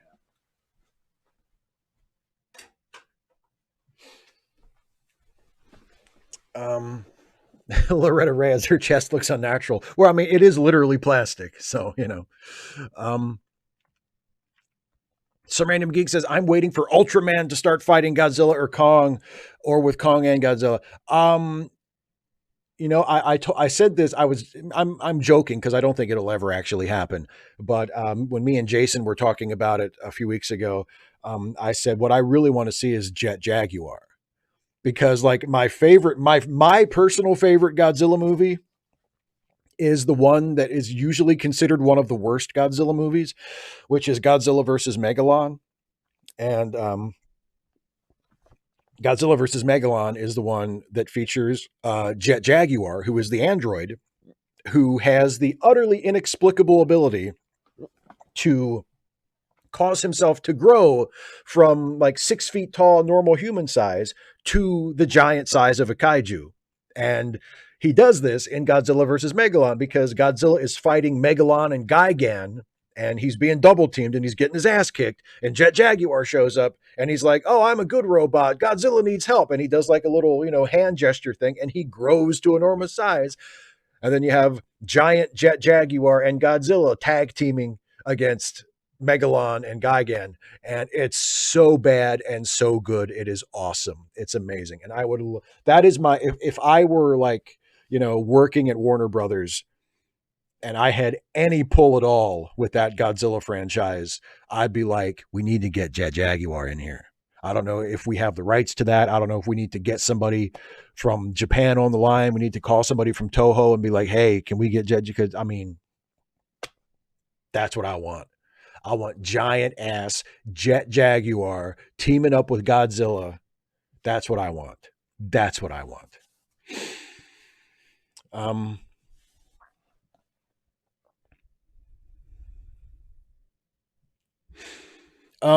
Alumriel, I was disappointed in Wonder Woman 84 in the sense that it wasn't as good as I hoped it would be, and I didn't think it was as good as the first one, but I wasn't like crushed by it or anything. Like I didn't ruin my day. I didn't think it was awful. It just, I didn't think it was as good as the first one. No.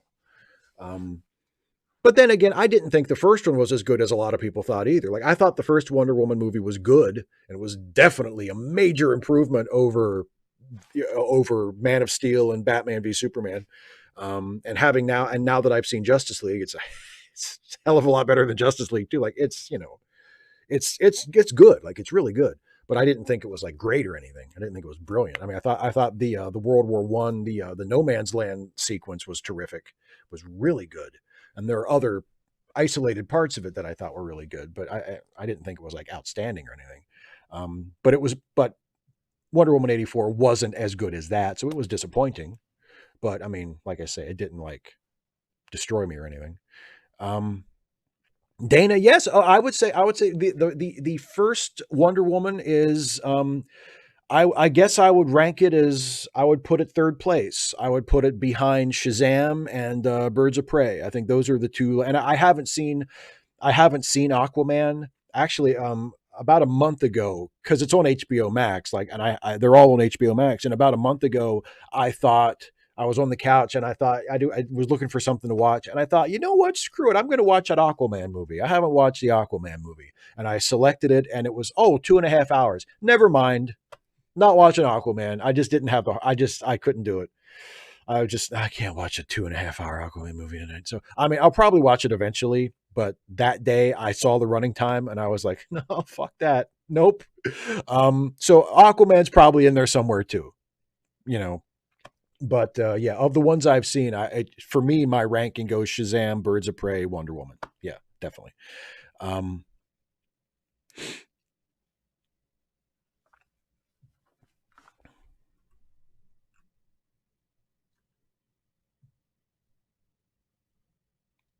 Dorota Trekkie says, since in your part of the world, it's still Good Friday. Did you hear about this German book called Das Jesus Video? Got turned into The Hunt for the Ancient Relic. I have never heard of that. Aren't you glad you posted that question so many times so I could just be like, nope, never heard of it. thanks for not giving up on me, but I wish I could have given you a better. Oh, queer pro black. Good to see you. I hate to tell you, but I'm about to end I'm about to wrap up the stream, but I'm glad you could make it.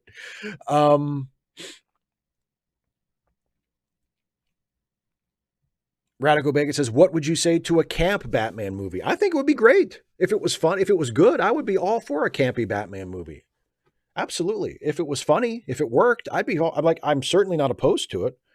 If somebody has an idea, and it can make like a really good, really funny, like campy, funny comedy Batman movie, I would love that. That'd be fantastic.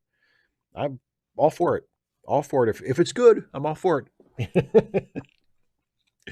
Yeah, well, yeah, exactly. Yeah, some random geek. Yeah, and yeah, technically there already is one. Like the Batman the movie is that movie. But if somebody wanted to do a modern movie with a similar sensibility, I'd love that. I would love that. Um, Queer Pro Black, do you enjoy the DCEU reboot idea? Somebody asked this a little bit earlier. I don't care whether they reboot it or not. I just want them to make better movies. Like if the Batman movie that's coming out next year is good, awesome. Does it, if the Flash movie with like the three different versions of Batman in it turns out to be a good movie, like that's great. I don't care whether they call it a reboot or it's a soft reboot or a reset or I don't care. Just make better movies. That's all I care about. I don't think they need to. I don't think they ever need to reboot anything. I mean, just make better movies. Just, whether make a good Superman movie. If Henry Cavill plays him, great. If they recast it and somebody else plays him, great. Just make a good movie. That's all I care about. I don't care what continuity it's in. I don't care what universe it's set in. I don't care if it's, technically part of the DCEU, technically not part of the DCEU. I couldn't give less of a shit about any of that. Just make me a good movie, please. Like that's my opinion on it. Um,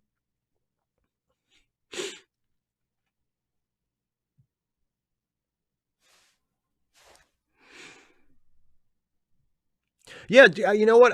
Queer Pro Black says, "Thanks for answering my question. Hopefully, they can compete with the MCU." I mean, I make that point at the end. I have a video coming out next week about the both versions of the Justice League, and I end that video on somewhat of a hopeful note because it does feel like now that they've gotten the Snyder poison out of their system, and now that hopefully they stick to their guns, and now that the Snyder cut has been released, they're like, okay, we're done with that. We're moving forward. Like the Wonder Woman movies have been better than Snyder's stuff. Shazam was a great movie. Birds of Prey was terrific. Um, the trailer for James Gunn's Suicide Squad movie looks really good. Hopefully the movie will turn out to be that good. And judging by Gunn's track record, I think we have reason to be hopeful that it will at least be a good movie. So it feels like the live action DC movies are turning a corner. It feels like they're moving in a better direction and at least a more interesting direction than they have been for quite a while. And that's good. Like that's encouraging. So hopefully the movies will continue to be good. Hopefully the movies they'll also be successful enough at the box office or on streaming services or wherever they wind up being released that Warner Brothers will continue to go in that direction. And hopefully it does, become more of a rival to the MCU because I love the Marvel movies. Like I love the MCU movies. I think they've been fantastic. But I am a DC guy at heart, you know? Like I am a Batman Superman guy. Like those are my characters. And I would love to see them actually be featured in good movies again. That would be awesome. So yeah, I hope so too. I really hope so too. Red Spiral Ray says, What would you say to a film comic where Zod and his followers conquer Earth while Kal is a baby, with Kal growing up to take on the Empire of Zod? Could be a good Elseworld story, I guess. Yeah, I would. Yeah, it could be a good Elseworld story.